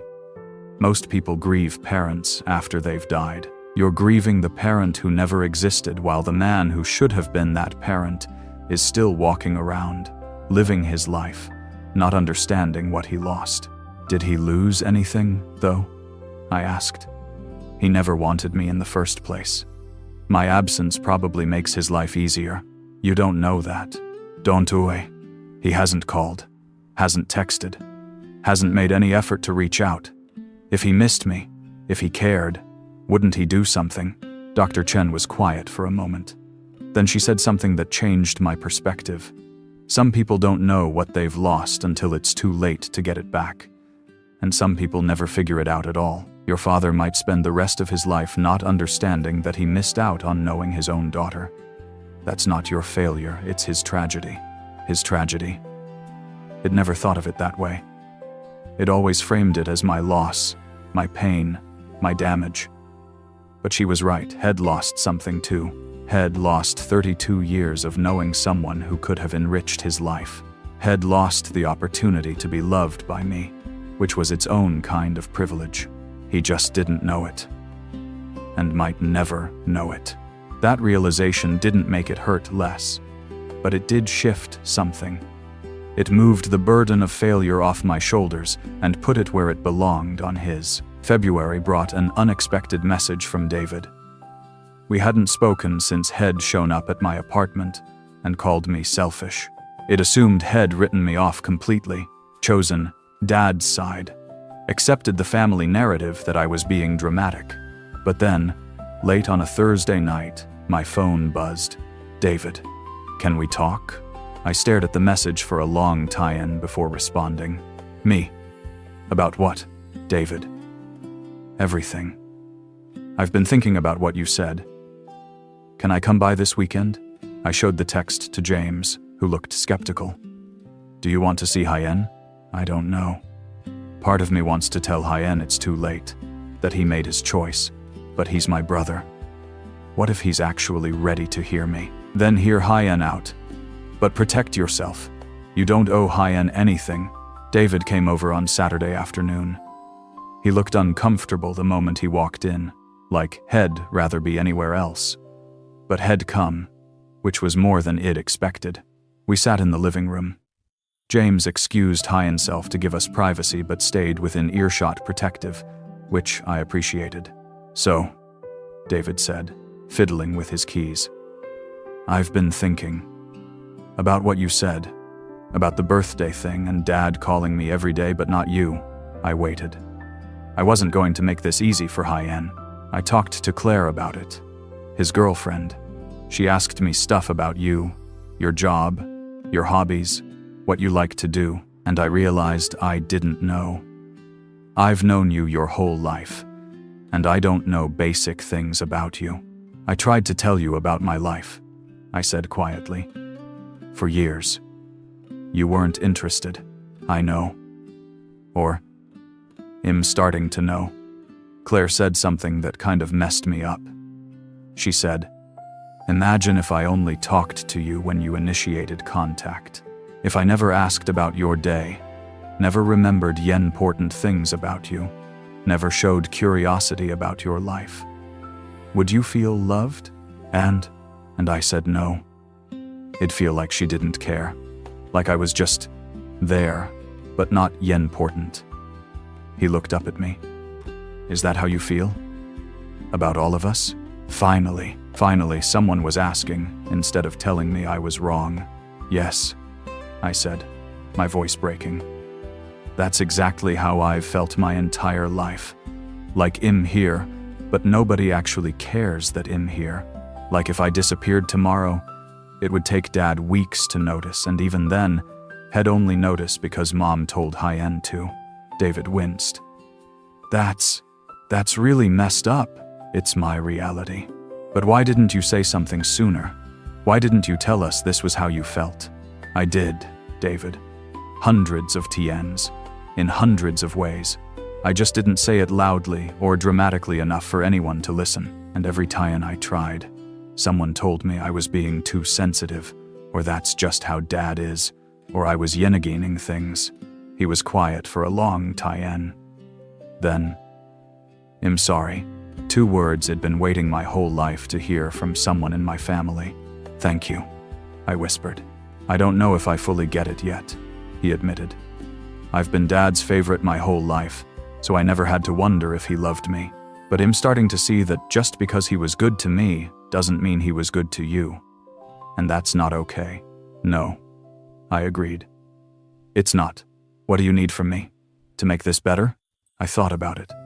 What did I need from my brother?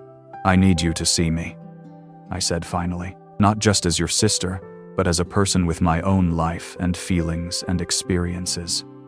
I need you to stop defending Dad automatically and actually listen when I tell you I'm hurt. I need you to believe me when I say something is wrong, instead of dismissing it. I can do that, he said.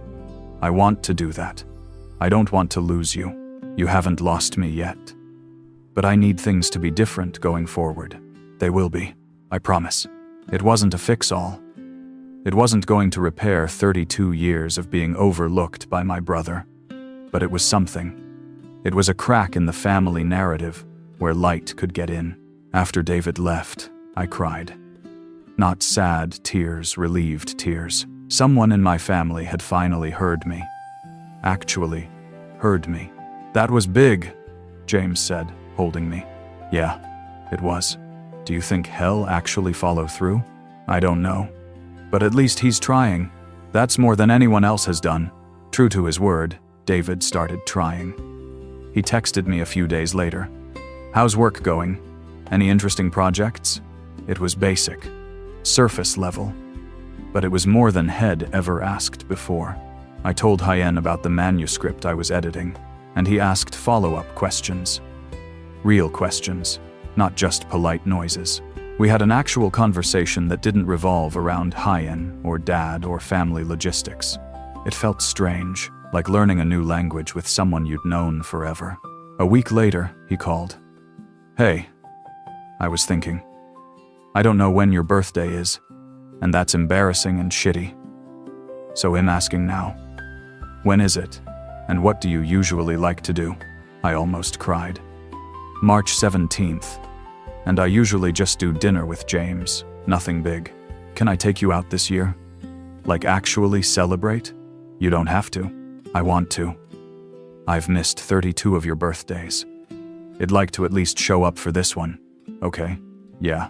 I'd like that." After we hung up, I sat with the feeling. It wasn't joy, exactly.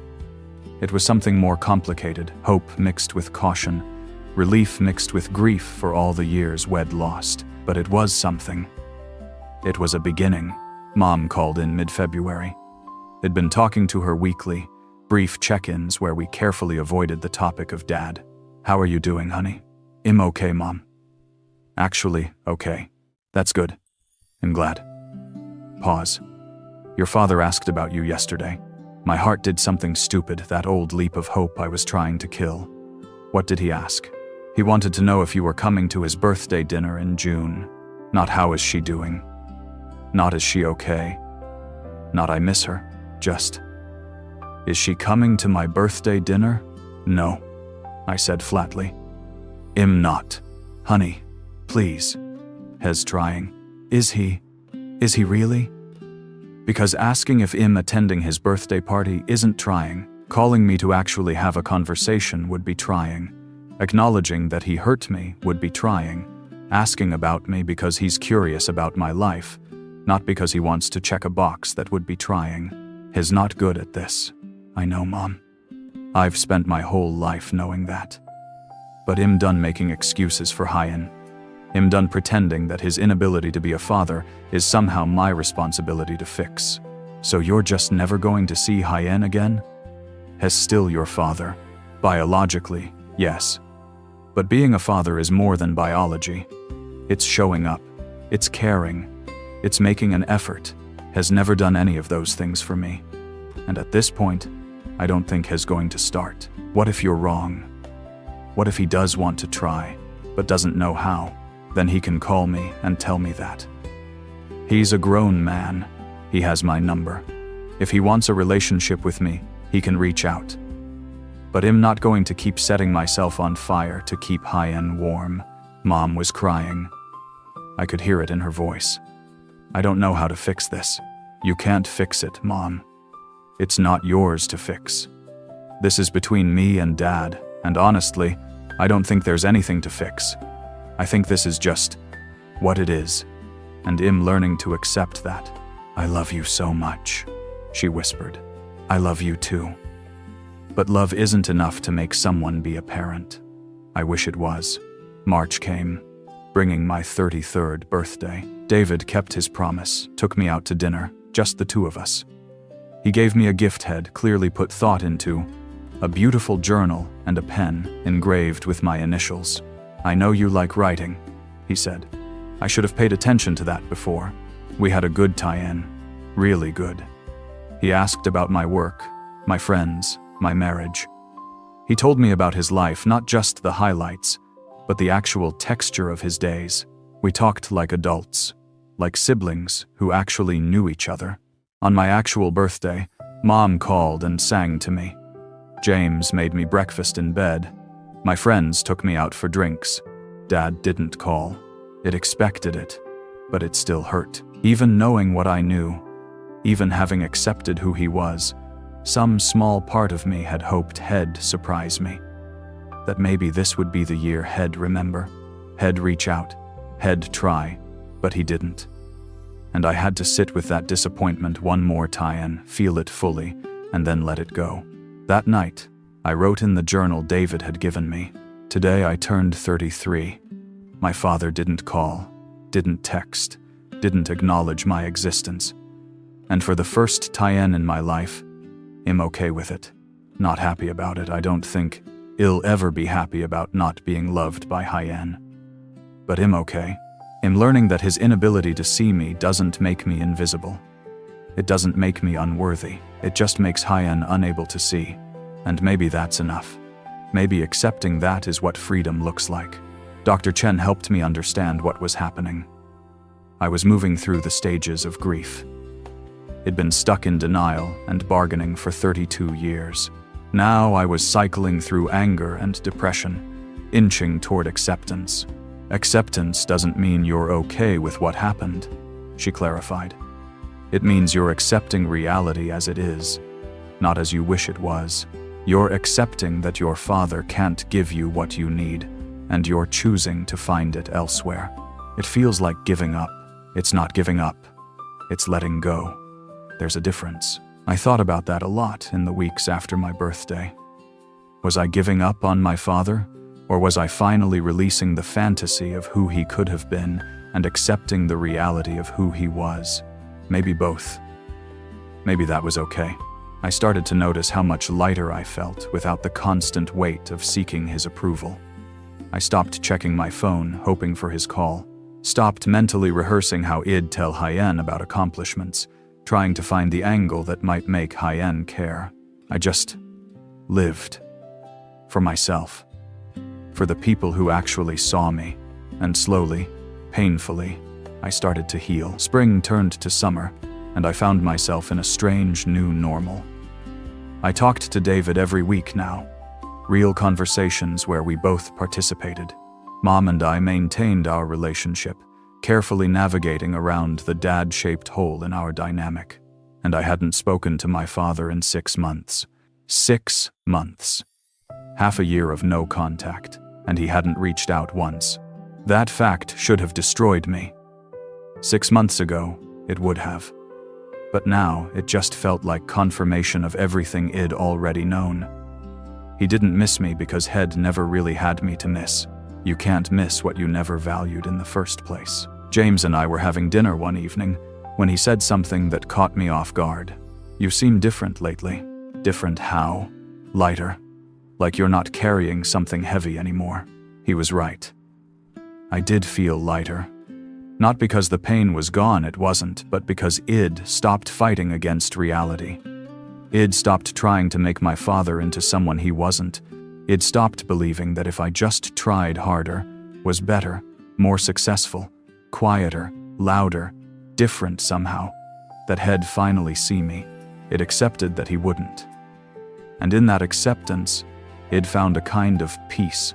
I think I'm finally grieving Hyen properly, I said. Not the man he is, but the father he should have been. That's healthy, James said. Painful, but healthy.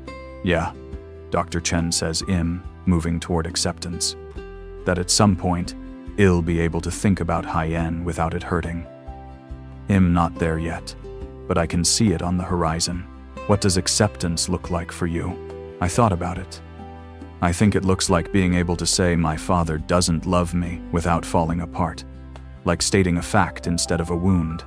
It looks like building a life that's so full and rich that his absence doesn't leave a hole, because I've filled that space with people who actually see me. You're already doing that, James said gently. Maybe. But some days it still hurts so much I can barely breathe. Some days I see a father and daughter at a restaurant, laughing together, and I have to leave because I can't watch what I never had. Some days I'm angry all over again, that he got to decide I wasn't worth knowing. Those days will get fewer and farther apart. I hope so. In July, something shifted. Mom called, and instead of her usual careful avoidance of the topic, she said something unexpected. I've been thinking a lot about what you said. About your father.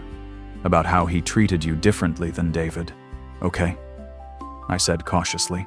I think I've been making excuses for Hyen for too long. I wanted to believe he was trying. That he loved you in his own way. But watching these past few months, watching Hyen not reach out to you, not ask about you, not even seem bothered by your absence, I can't pretend anymore. I sat down, my heart pounding. What are you saying, Mom? I'm saying you were right. He should have been better. He should have been a father to you, not just a provider. And I should have pushed Hyen harder, demanded more from Hyen. I should have protected you. I started crying. Mom, I'm so sorry, honey. I saw it happening and I didn't stop it. I told myself it wasn't that bad, that you were strong enough to handle it, that David needed Hyen more. But that wasn't fair to you. Nothing about this was fair to you. You're not responsible for his choices, but I'm responsible for mine. I chose to stay married to a man who couldn't love both his children. I chose to make excuses instead of confronting Hyen. I chose to ask you to accommodate his limitations instead of demanding he be better. Those are my failures, and I need to own them. We both cried on the phone for a long time. It wasn't fixing anything, the damage was done. The years were lost. But having my mother finally see it, finally validate my pain instead of explaining it away, meant more than I could articulate. What changed? I asked, when we'd both calmed down. Father's Day. I tried to get Hyen to call you, and he refused. Said you'd made your choice to cut Hyen out, and he wasn't going to beg. And I just saw Hyen clearly for the first time in decades. Saw how easily he wrote you off, how little your absence bothered Hyen. And I was ashamed that I'd spent your whole life defending that. You don't have to choose between us. I'm not choosing. I'm just finally seeing. And I want you to know that I see it now. I see what he did to you, and I see how it shaped you. And I'm so sorry I didn't see it sooner. That conversation marked a turning point. Mom started being honest with me about Dad in a way she never had before. She stopped making excuses and started acknowledging reality. She told me things I'd never known. Hyen's had dismissed my accomplishments that she'd tried to downplay, moments where he'd actively discouraged her from attending my events because he thought I got too much attention already. Learning these details hurt, but it also validated everything I'd felt. I wasn't yin-aganing it.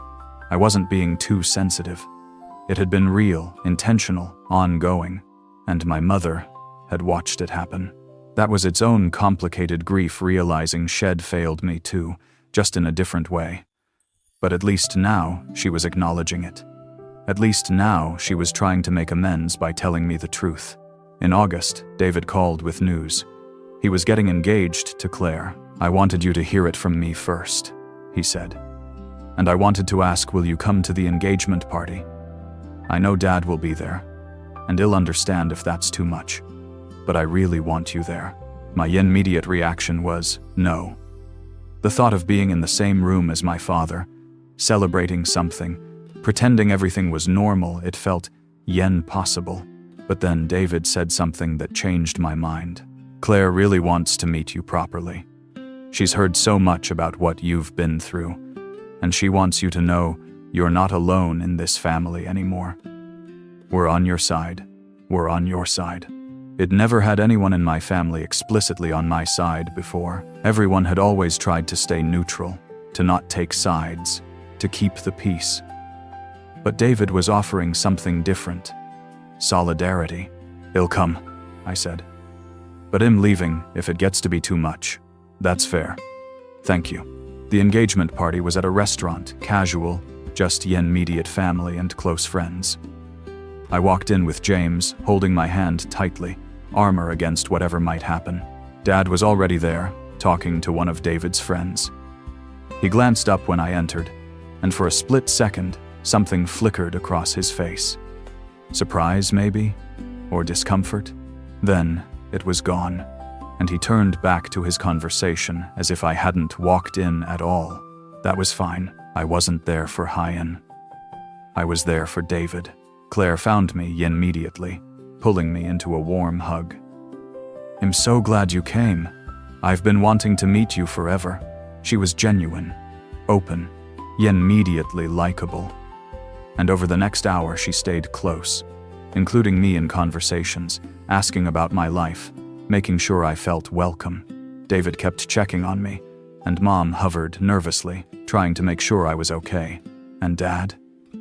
Dad stayed on the other side of the room, made no effort to approach me, to say hello, to acknowledge 6 months of silence.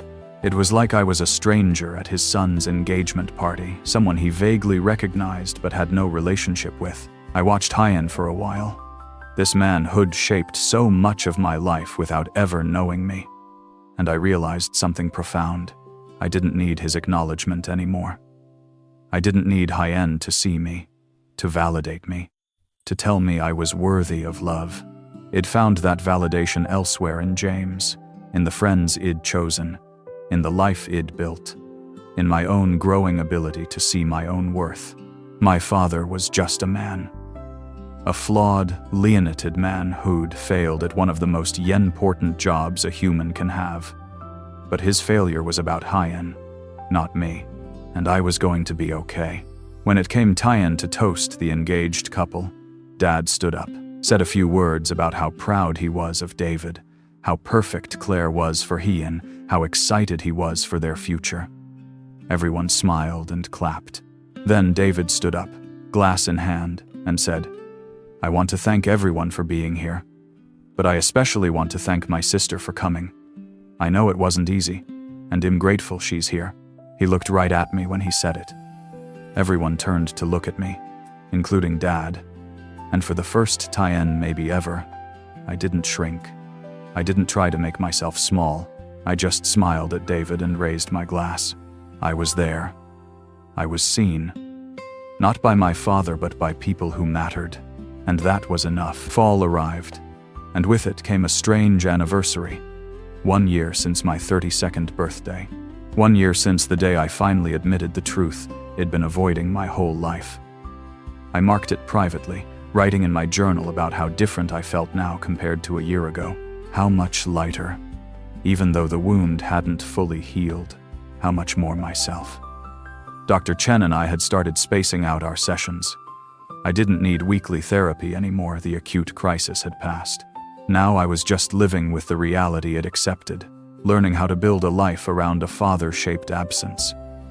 "You've done remarkable work this year," Dr. Chen said in one of our sessions. "You identified the problem, confronted it, set boundaries, and started healing. That takes tremendous courage. It doesn't feel courageous. It feels like survival. Some TNs, those are the same thing." She asked me about my goals for the next year. What did healing look like going forward? "I want to stop thinking about Hyen so much," I admitted. "Right now, even though we don't speak, he still takes up space in my head. I catch myself wondering if he thinks about me, if he regrets anything, if he's realized what he lost. I want to get to a place where I just don't care, where he's not the absent center of my emotional life. That's a good goal, and achievable. The more you build your life around what's present rather than what's absent, the less space he'll occupy." She was right. I'd spent so much energy focusing on what I didn't have, a loving father, that I'd sometimes overlooked what I did have. A supportive husband, a brother who was finally showing up, a mother who was trying to make amends, friends who saw me, meaningful work. I started consciously shifting my focus. When I caught myself thinking about Dad, it'd redirect to something present and good in my life. It was like training a muscle, hard at first, but gradually easier. James and I started talking seriously about having children. It was a conversation we'd been dancing around for years, but my relationship with my father had always cast a shadow over it. "What if I can't do it?" I asked Hyen one night. "What if I'm so damaged by not being loved that I don't know how to love a child properly?" "That's not how it works," James said gently. "You know what it felt like to not be seen, to not be cherished. You know what you needed and didn't get. That knowledge doesn't make you damaged, it makes you aware. You'll be the opposite of your father, because you know firsthand what that neglect feels like. What if the baby is a girl and she reminds me of myself? What if I can't separate my own childhood from hers? Then we'll work through it, together. With help if we need it. But honey, you're not your father. You're nothing like Hyen. You're capable of love and presence and connection. I see it every day." We decided to start trying. It felt like a big step, choosing to create a family, while still processing the brokenness of my own. But it also felt right, like I was refusing to let my father's failures dictate my future. I got pregnant in November. When I saw those 2 lines on the test, I cried happy tears mixed with complicated ones. I was going to be a mother. I was going to have the chance to do better, to be better, to give my child what I never had. We told Jameis' parents first. They were overjoyed, immediately talking about nursery furniture and offering to help however we needed. They hugged me tight and told me I was going to be an amazing mother. We told David and Claire next. They were thrilled, already planning to be the favorite aunt and uncle. Then came the harder question. Did we tell my parents? Your mom will want to know, James pointed out. I know, but telling mom means she'll tell dad, and I don't want Hyen involved in this. I don't want Hyen anywhere near my child. That's your choice to make. But are you sure you want to keep it from your mom? She's been trying to make amends. He was right. Mom had been different these past few months. More honest, more present, more willing to acknowledge the truth about Dad. Keeping this from her felt like punishing her for his sins. I called her a few days later. Mom, I have news, but before I tell you, I need you to promise me something. What is it, honey? Promise me that when I tell you this, you won't pressure me to include Dad. This is my decision, and I need you to respect it. Silence. Then, okay, I promise. I'm pregnant, she screamed. Actually screamed with joy, and I heard her start crying. Oh, honey. Oh, this is wonderful. When are you due? How are you feeling? Oh, I'm so happy for you. We talked for an hour about due dates and doctors and how I was feeling. She asked if she could come to appointments, help with the nursery, be involved. Yes, to all of it. I wanted her involved.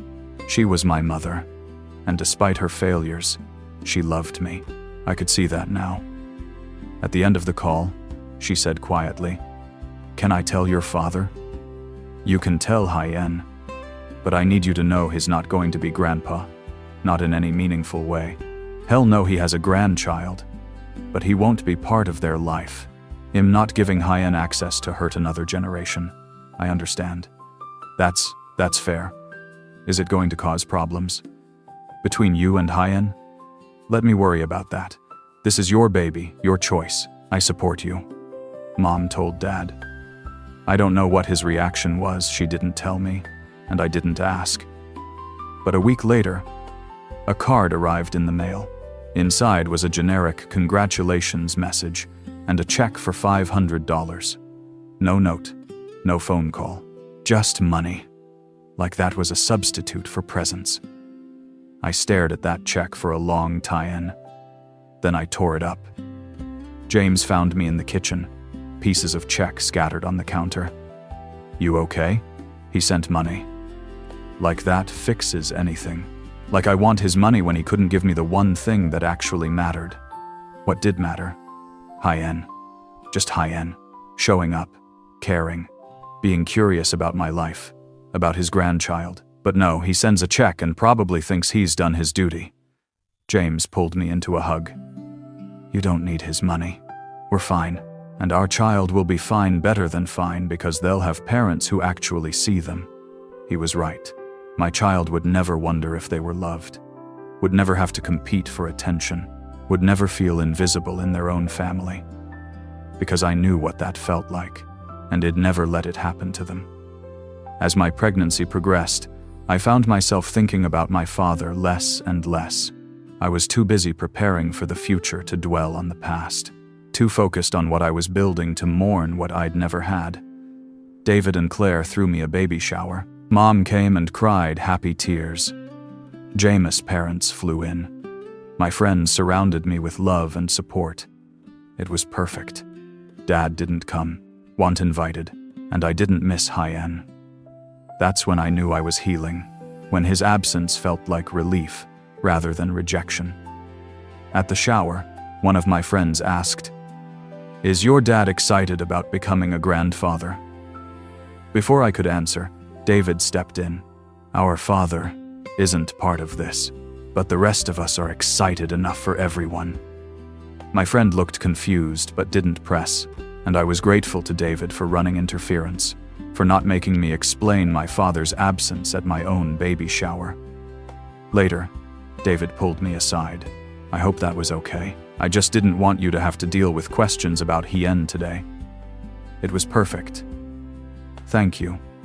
For what it's worth, I think you're doing the right thing.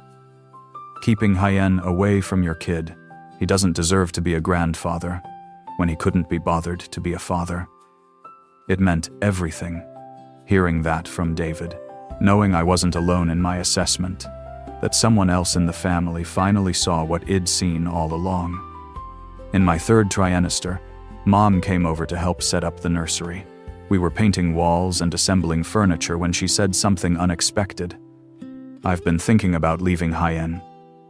I stopped mid-brushstroke. What? Your father? I've been thinking about leaving, Mom. You don't have to do that. You don't have to blow up your marriage because of... It's not just because of you. Or maybe it is, but not the way you think. Watching how he treated you, how he's handling this pregnancy, it's made me see our whole marriage differently. He's not capable of real intimacy. Not with me, not with anyone except maybe David.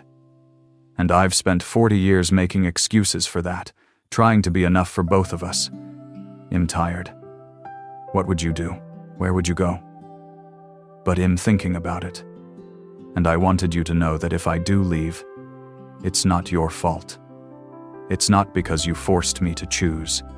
It's because you helped me finally see clearly. I didn't know what to say. Part of me felt guilty. Was I destroying my parents' marriage? But the other part felt something else. Validation. If Mom was finally seeing what I'd seen, finally acknowledging that Dad's emotional unavailability wasn't normal or acceptable, then I hadn't been crazy all these years. Whatever you decide, I support you, I said finally. I know you do. You're a good daughter, better than either of us deserved. I gave birth in March, just a few days after my 34th birthday. A girl. We named her Elena. The moment they placed her in my arms, I understood something profound. This was what love was supposed to feel like. Immediate, overwhelming, unconditional. I'd known her for 30 seconds, and I would have died for her. I'd known her for 1 minute, and I already knew her, the shape of her face, the sound of her cry, the weight of her in my arms. This was what my father should have felt when he looked at me. This fierce, protective, all-consuming love. And he just hadn't. I cried, holding Elena, grieving for the baby I'd been who'd never been held like this, never been looked at with this kind of love. But I also felt something else. Determination. Elena would never wonder if she was loved, would never have to earn my attention or compete for my affection, would never feel invisible. I was going to break the cycle. Mom came to the hospital, held Elena, and cried, "She's perfect. You're perfect. I'm so proud of you." David and Claire came. Jameis' parents came. My friends came. Dad didn't come, didn't call, sent another card with another check. I didn't even open it. 3 days after Elena was born, lying in my hospital bed with her sleeping on my chest, I realized something. I'd spent 34 years waiting for my father to show up, and he never had. But I'd shown up. For myself, for my healing, for my future. I'd built a family, chosen and blood, who actually saw me. I'd created a life that was full and rich despite his absence. And now, I had this tiny person who I would show up for every single day of her life. My father's inability to love me wasn't my failure.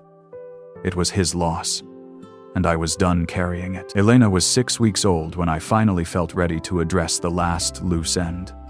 Closure. Not the kind where my father apologizes and we reconcile. That was never going to happen, and I'd accepted it. But the kind where I got to say what I needed to say, not for Hien, but for myself. Dr. Chen had suggested it months ago. Some Tians, Shed said. We need to speak our truth out loud, even if the person we're speaking to can't hear it. Writing a letter you never send, or sending one you know won't be answered properly, it's not about their response. It's about you getting complete.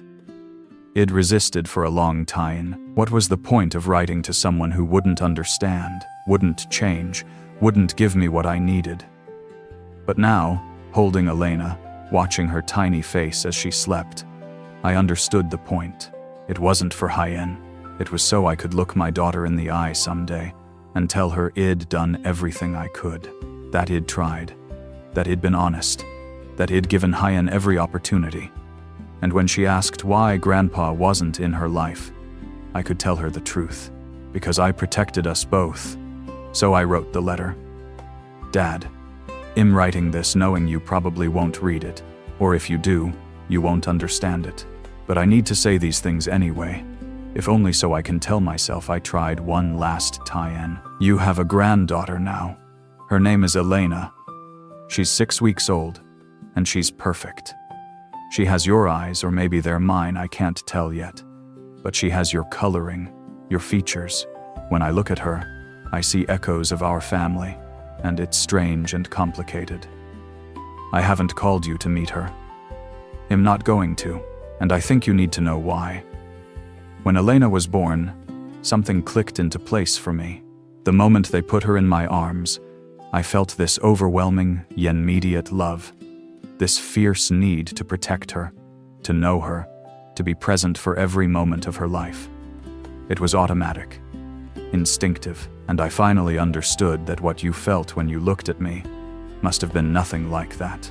Because if you'd felt even a fraction of what I feel for Elena, you couldn't have spent 34 years barely seeing me. I've spent my whole life trying to understand why you couldn't love me. Was I too much of something?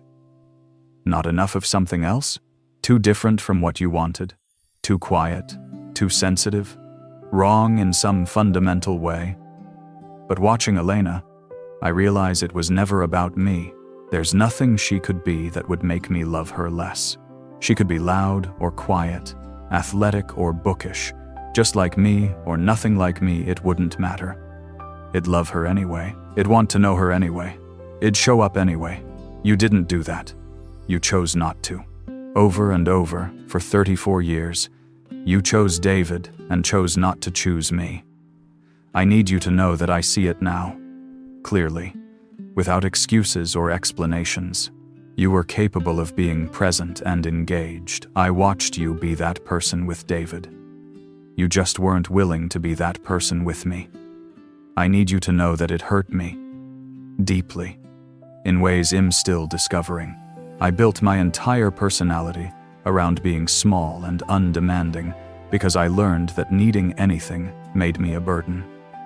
I married the first man who actually saw me because I was so starved for attention. I spent 3 decades trying to earn something from you that should have been freely given. I need you to know that. I'm angry. Not constantly anymore. But it flares up sometimes when I watch other fathers with their daughters, when I think about all the moments you missed, when I remember that you didn't call me on my 32nd birthday, or my 33rd, or my 34th. When I remember that you couldn't be bothered to visit your granddaughter. But mostly, I need you to know that I'm done. I'm done waiting for you to show up. I'm done hoping you'll change. I'm done carrying your failure as if it were mine. You missed out on knowing me. That's your loss, not mine. I'm interesting and kind and accomplished and worthy of love. Other people see that, even if you never could. And you're going to miss out on knowing Elena too, because I can't let you teach her what you taught me, that she has to earn love, that being seen is contingent on being perfect, that some people matter and others don't. She's going to grow up knowing she's loved unconditionally. She's going to have a father who shows up, who knows her, who celebrates her. She's going to have a grandfather on Jameis' side who already adores her. And she's going to have a mother who breaks the cycle. I'm not writing this because I think you'll apologize or change. I'm writing because I need to say it out loud. You failed me, and I'm not going to let you fail her too. Goodbye, Dad. I hope you find peace with your choices. I'm finding mine. Your daughter. I sealed the letter and addressed it. Held it for a long time, deciding. Then, I sent it. Not because I expected a response, not because I thought it would change anything, but because I needed to close this chapter on my terms. 3 days later, the letter came back. Return to sender, written in Mom's handwriting. She called that evening. I'm sorry, honey. He refused to accept it. Saw your handwriting on the envelope and told me to send it back. It's okay, Mom. I knew he probably wouldn't read it. For what it's worth, I read it. You left it unsealed, so I hope that's okay. Yeah, it's fine. Everything you said was true. And I'm sorry. I'm so sorry. I know, Mom. I'm leaving Hyen. I wanted you to know. I'm moving out next month. I've found a small apartment near David. I'd like to be close, to help with Elena. If you'll let me. I started crying. Of course you can help. I want you here. I know I failed you for a long time. I know I can't undo that. But I'd like to be the grandmother to Elena that I should have insisted your father be as a father to you. I'd like that too. Mom moved out in April. Dad didn't contest it, didn't fight for her to stay. According to David, he seemed almost relieved, like maintaining the marriage had been an obligation he was finally free from. They'd been married for 40 years, and he let her go without a fight. It confirmed everything I'd believed about Hyen. He wasn't capable of real intimacy. Not with Mom. Not with me. Maybe not with anyone except David. And even that relationship was more about Dad's needs than David's. Mom moved into her apartment, and Yen immediately became the grandmother I'd never dared hope for. She came over 3 times a week, held Elena while I showered or napped, learned everything about caring for her, asked questions, showed up. She was trying, really trying, to make amends, to be present, to do better with Elena than she'd done with me. It didn't erase the past, but it helped. Summer came. Elena was 4 months old, and I was settling into motherhood. It was exhausting and overwhelming, and the best thing I'd ever done. One afternoon, I was alone with Elena, nursing her in the nursery we'd painted together. The late afternoon sun was streaming through the window, making everything golden. And I had a thought that stopped me cold. My father will never know her. Not in the generic sense, obviously he knew she existed, but he would never know her personality, her quirks, her laugh, would never be there for her first words or first steps, would never have inside jokes with her, or special traditions or memories. Had chosen to miss all of it. And you know what? I didn't feel sad about it anymore. I felt relieved, because Elena deserved better than a grandfather who didn't show up. She deserved better than watching her mother try desperately to earn his attention and fall short every time. She deserved better than learning that some people in your family love you and some just tolerate your existence. She deserved a family that saw her, and that's what I was building for her.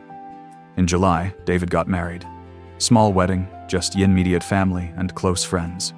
Mom was there. James and I were there with Elena, who charmed everyone in her tiny flower print dress. Dad was there too.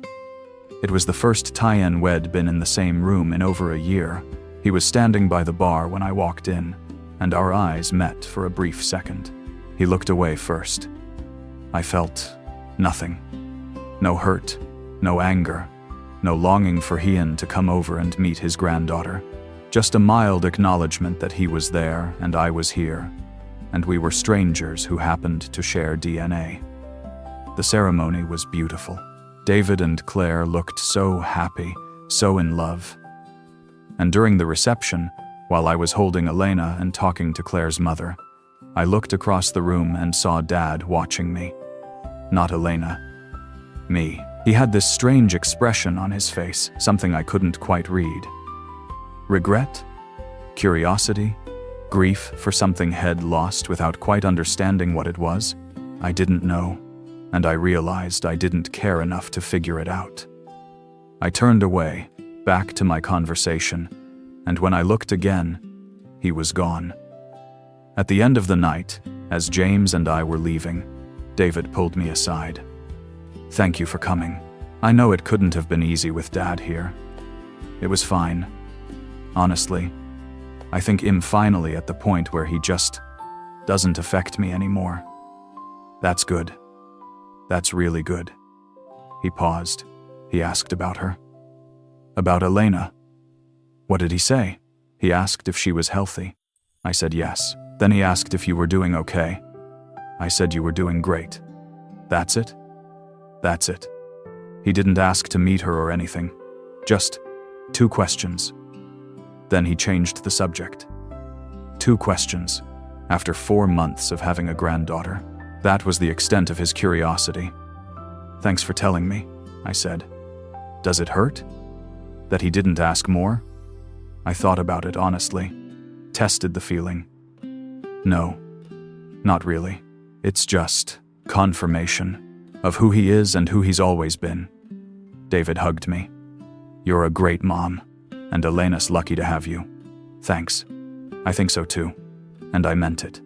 I was a great mom, not because of my father, and not in spite of Hyen, just because I'd chosen to be, because I'd looked at what I didn't get and decided to give it to my daughter."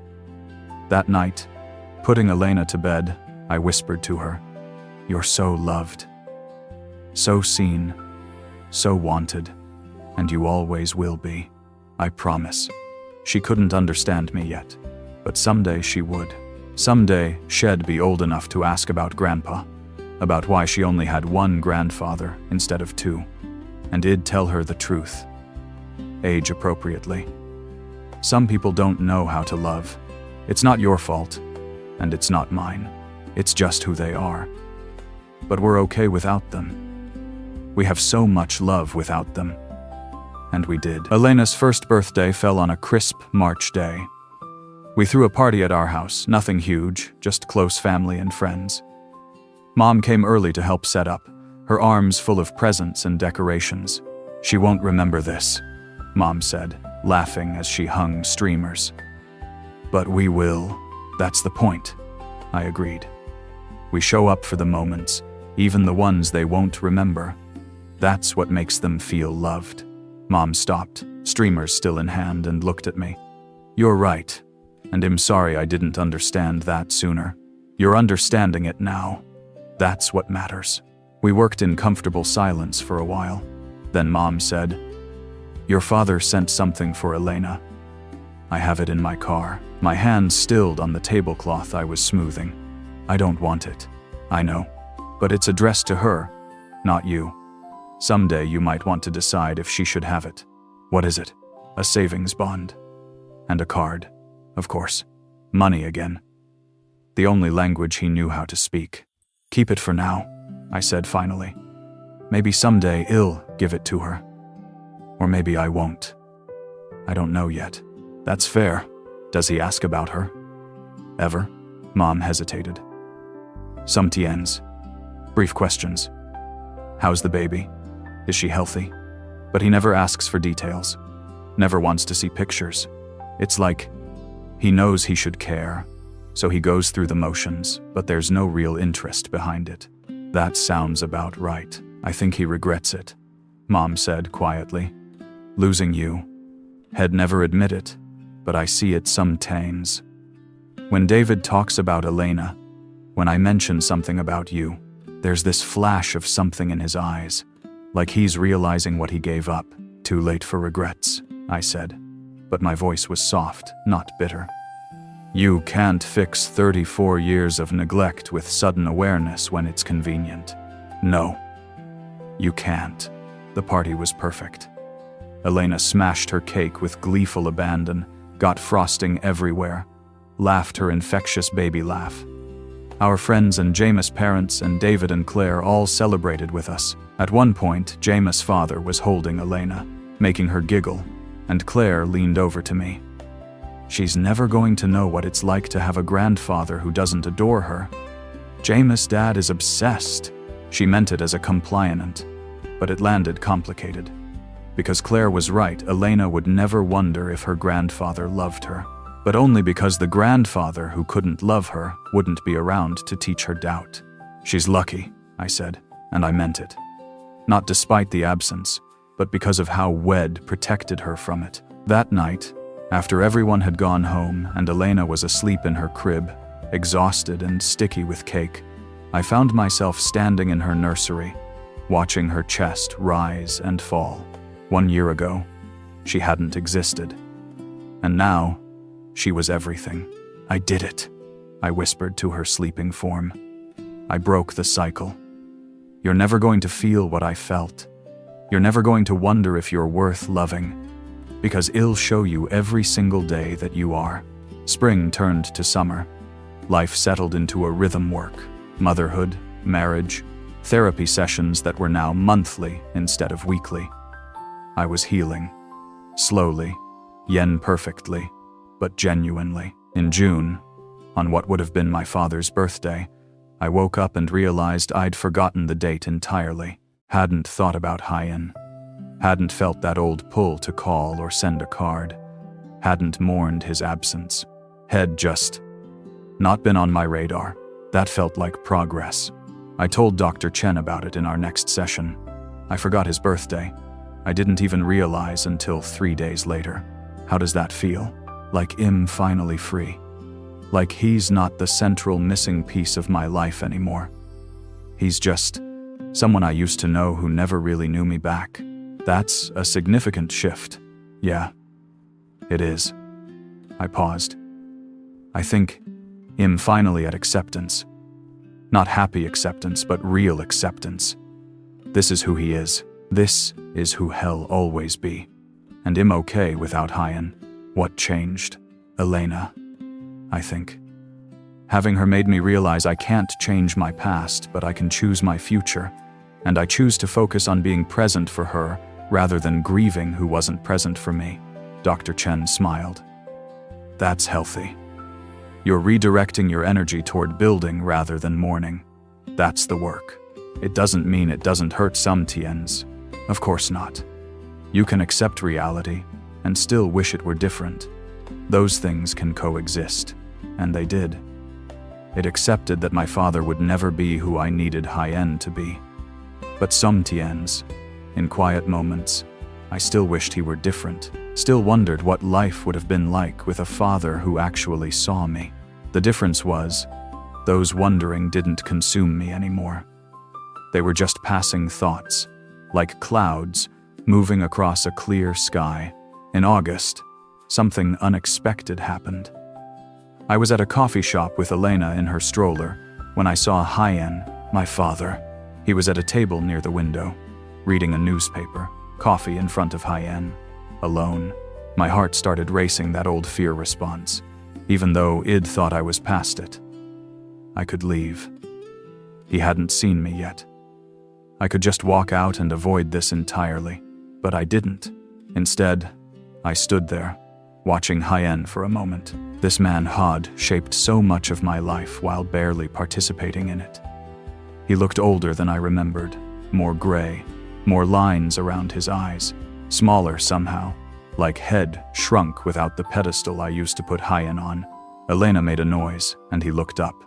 Our eyes met. For a long moment, neither of us moved. Then he looked down at Elena, and something flickered across his face. Curiosity? Regret? I couldn't tell. He stood up slowly and walked over. Can I? He gestured vaguely at Elena. Can I see her? It wasn't a demand. It was a request, tentative and uncertain. Like he knew he didn't have the right but was asking anyway.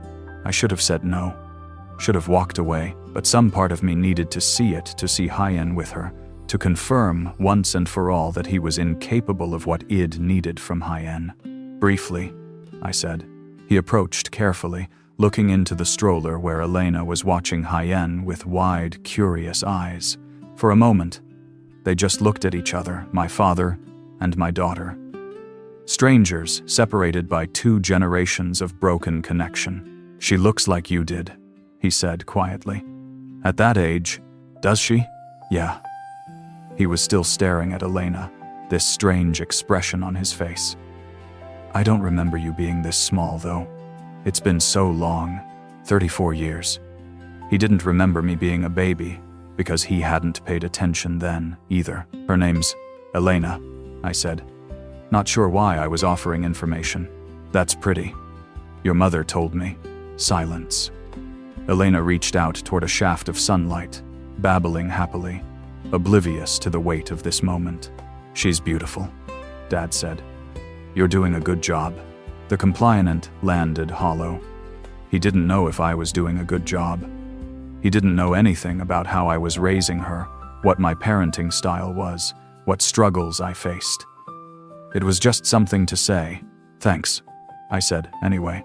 More silence. He shifted uncomfortably. I know you don't want me around, he said finally. Your mother explained. And I understand. I think. Do you? He looked at me then. Really looked at me. Maybe for the first tie-in in my life. I don't know how to be what you needed. I never did. And by the tie-in I realized that it was too late. It wasn't an apology.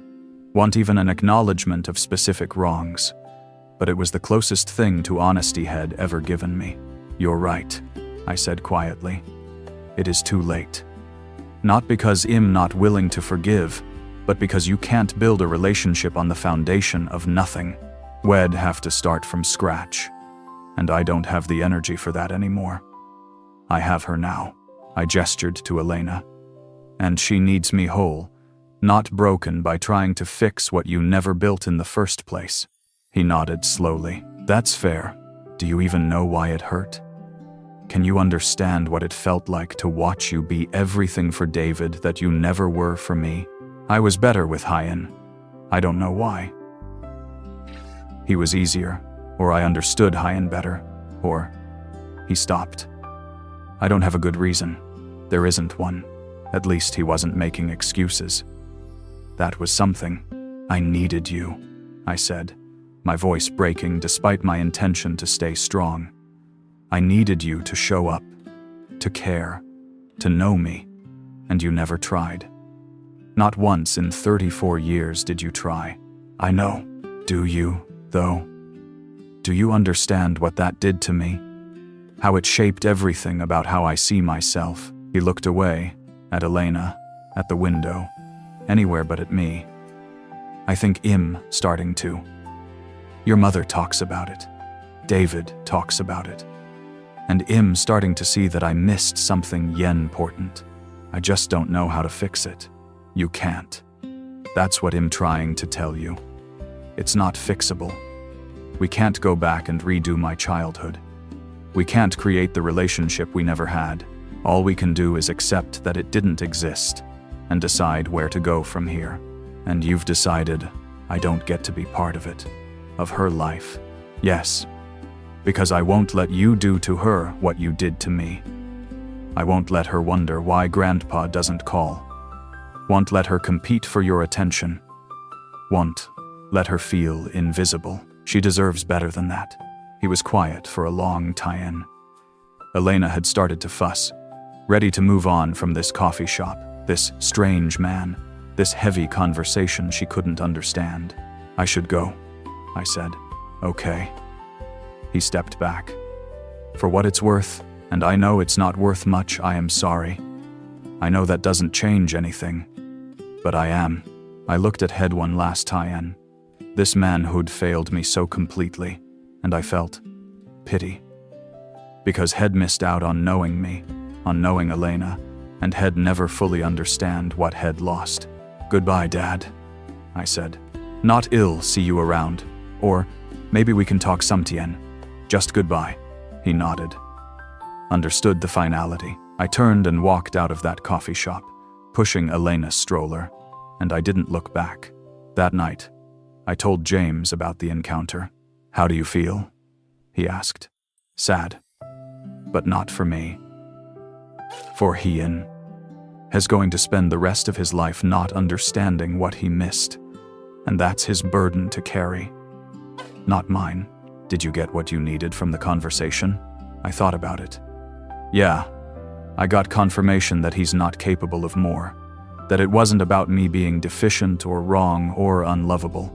He just doesn't have it in Hyan. And knowing that, really knowing it, sets me free. Free how? Free from wondering. Free from hoping. Free from thinking that if I just tried harder or was different somehow, he'd finally see me. He can't. And I don't need Hyan to anymore. I wrote in my journal that night. Today I saw my father, maybe for the last time. And I realized something. I spent 34 years trying to be worthy of his love, and the whole time. The question wasn't, am I good enough? It was, is he capable enough? And the answer is, no, he's not. He never was. And that's not my failure, it's his. I have a daughter now who will never wonder if she's loved, who will never have to earn my attention, who will grow up knowing, bone deep, that she matters. That's how I break the cycle, not by fixing what's broken, but by building something new. And maybe that's enough. Elena is 6 now, 1st grade. Gap-toothed smile and endless questions, and a laugh that sounds like pure joy. She's never met my father, doesn't know his name. When she draws pictures of our family, it's me and James and her, Grandma, my mom, Grandpa, Jameis' dad, Uncle David and Aunt Claire, and her baby cousin, who arrived last year. There's no empty space in her drawing where another grandfather should be. No absence she's aware of. Because how can you miss what you never had? Some tienes I watch her with Jameis' father, and I see what grandfather love is supposed to look like. He comes to her school plays, knows her favorite color purple, her favorite food mac and cheese with the shaped noodles, not the regular ones, her fear of thunderstorms, her obsession with dinosaurs. He shows up. He knows her. He loves her. And I think, this is what I deserved. This is what I never got. But I don't think it with bitterness anymore, just with observation, a statement of fact, like noting the color of the sky. It's been 5 years since I fully accepted that my father doesn't love me. 5 years since I stopped waiting for Hyan to change, to see me, to suddenly become someone different. People ask some tiens if we're in contact, if we've reconciled, if therapy helped us work things out. The answer is no. We didn't reconcile because there was nothing to reconcile. You can't repair a relationship that never existed in the first place. We simply are. He lives his life. I live mine. They don't intersect. I hear about Hyan occasionally through David or Mom. Has retired now. Plays a lot of golf. Still lives in the same house, though it's just Hyan now. Mom's been in her apartment for years, finally content in her own space. David says, Dad asks about Elena Somtienes. How old is she now? Is she doing well in school? Surface questions that require no real knowledge or engagement. David's learned not to offer more information than Dad asks for. Does it bother you? David asked me recently, that he knows she exists but doesn't try to know her? No, I said honestly. Because she doesn't know what she's missing, and I'm protecting her from finding out. Therapy taught me that healing isn't linear. There are still moments rare now, but they happen when something triggers the old wound. Last month, I was at Elena's school for a parent-teacher conference, and I watched another father walk in with his daughter. He was asking her about her day, actually listening to her rambling story about recess, and when she finished, he kissed the top of her head and said, I'm proud of you, kiddo. Such a simple moment, but I had to excuse myself to the bathroom because the grief hit me so suddenly I couldn't breathe. Not grief for what I was missing now. I'd built a beautiful life without my father, but grief for 6-year-old me, who would have given anything to hear those words. I let myself cry for 5 minutes in that school bathroom. Then I washed my face, went back to the conference, and focused on Elena's present instead of my past. That's what healing looks like for me now.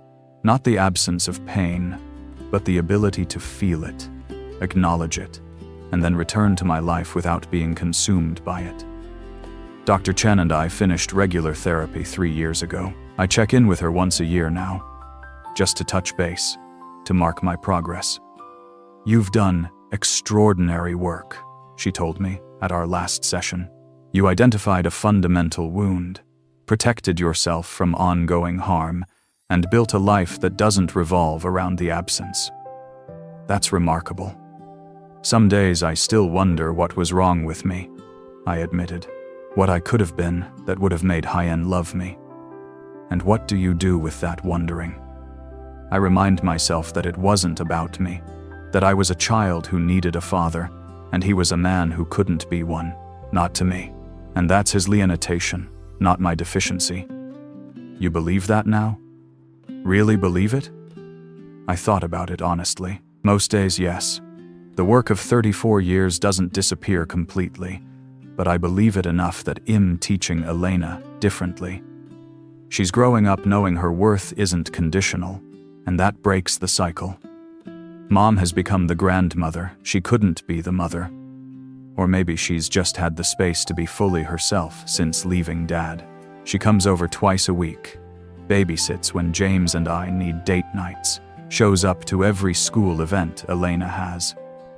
We've had hard conversations over the years about her role in my childhood, about how she enabled Dad's neglect by making excuses for it, by asking me to accommodate his limitations instead of demanding he be better. "I was protecting my marriage instead of protecting you," she said once, crying, "and I'll regret that for the rest of my life." "I've forgiven you," I told her, "not because what you did was okay, but because you've shown genuine remorse and made real changes. That's all I can ask for."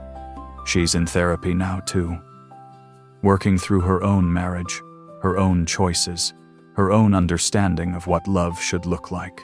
We're healing in parallel, and that's brought us closer. David and I talk every week now, real conversations where we both share our lives. Has become the brother I always needed, just 25 years later than I would have liked. He and Claire had their second child last year, a boy they named Marcus. Watching David with his kids is bittersweet. Has an amazing father present, engaged, patient, everything Dad wasn't. "Do you ever think about how Dad was with us?" I asked Hyen once. "All the time," he admitted. "It messes with my head. Like, he was good to me, really good. But he was terrible to you, and I don't know how to reconcile those two versions of Hyen." "You don't have to. They both exist. He was capable of being a good father, he just chose to only be that for you." "Why, though? Why you and not me?" "I don't think we'll ever know. Maybe he wanted a son and resented having a daughter. Maybe I reminded Hyen of someone. Maybe there's no reason at all. Some people just can't love all their children equally, and there's no explanation that makes it okay." David pulled me into a hug. "I'm sorry I didn't see it sooner. I'm sorry I defended Hyen for so long. You see it now. That's what matters." Elena asked about Hyen once. She was 5, and we were looking at old photo albums. She pointed to a picture from David's wedding. "Who's that?" she asked, pointing to my father. "That's Uncle David's dad," I said carefully. "Is he my grandpa?" James and I had prepared for this question, had discussed how we'd handle it. We'd decided on honesty, age appropriately delivered. Biologically, yes, but he's not part of our lives. Why not? Some Tien's grown-ups make choices that mean they can't be in relationship with other grown-ups. And when that happens, it's better for everyone to have space. Did he do something bad? Not bad, exactly. He just couldn't be the kind of grandpa you deserve. So, we decided it was better for Hyen not to be your grandpa at all. Oh. She thought about it for a moment. "That's okay. I have Grandpa Bill, Jameis' father, and he's the best." Yes, he is. And that was it. No trauma, no sense of loss, no wondering what was wrong with her. Just acceptance that some people are in our lives and some aren't. And that's okay. That's when I knew I'd succeeded. It protected her from my wound. She was growing up whole. Last year, James asked me something I'd never fully articulated before. If you could go back and have a different father, someone who loved you, who showed up, who saw you, would you? I thought about it for a long time, because the easy answer was yes, of course. Who wouldn't want to be loved by their parent? But the honest answer was more complicated. I don't know, I said finally, because if I had a different father, it'd be a different person. And I like who I've become. I like that. I'm aware and present and intentional with Elena. I like that I can spot emotional neglect immediately and protect people from it. I like that I've built this beautiful, chosen family, but you could have been all those things without the pain. Maybe. Or maybe the pain is what taught me. I don't know who I'd be without it, and I've made peace with who I am because of it.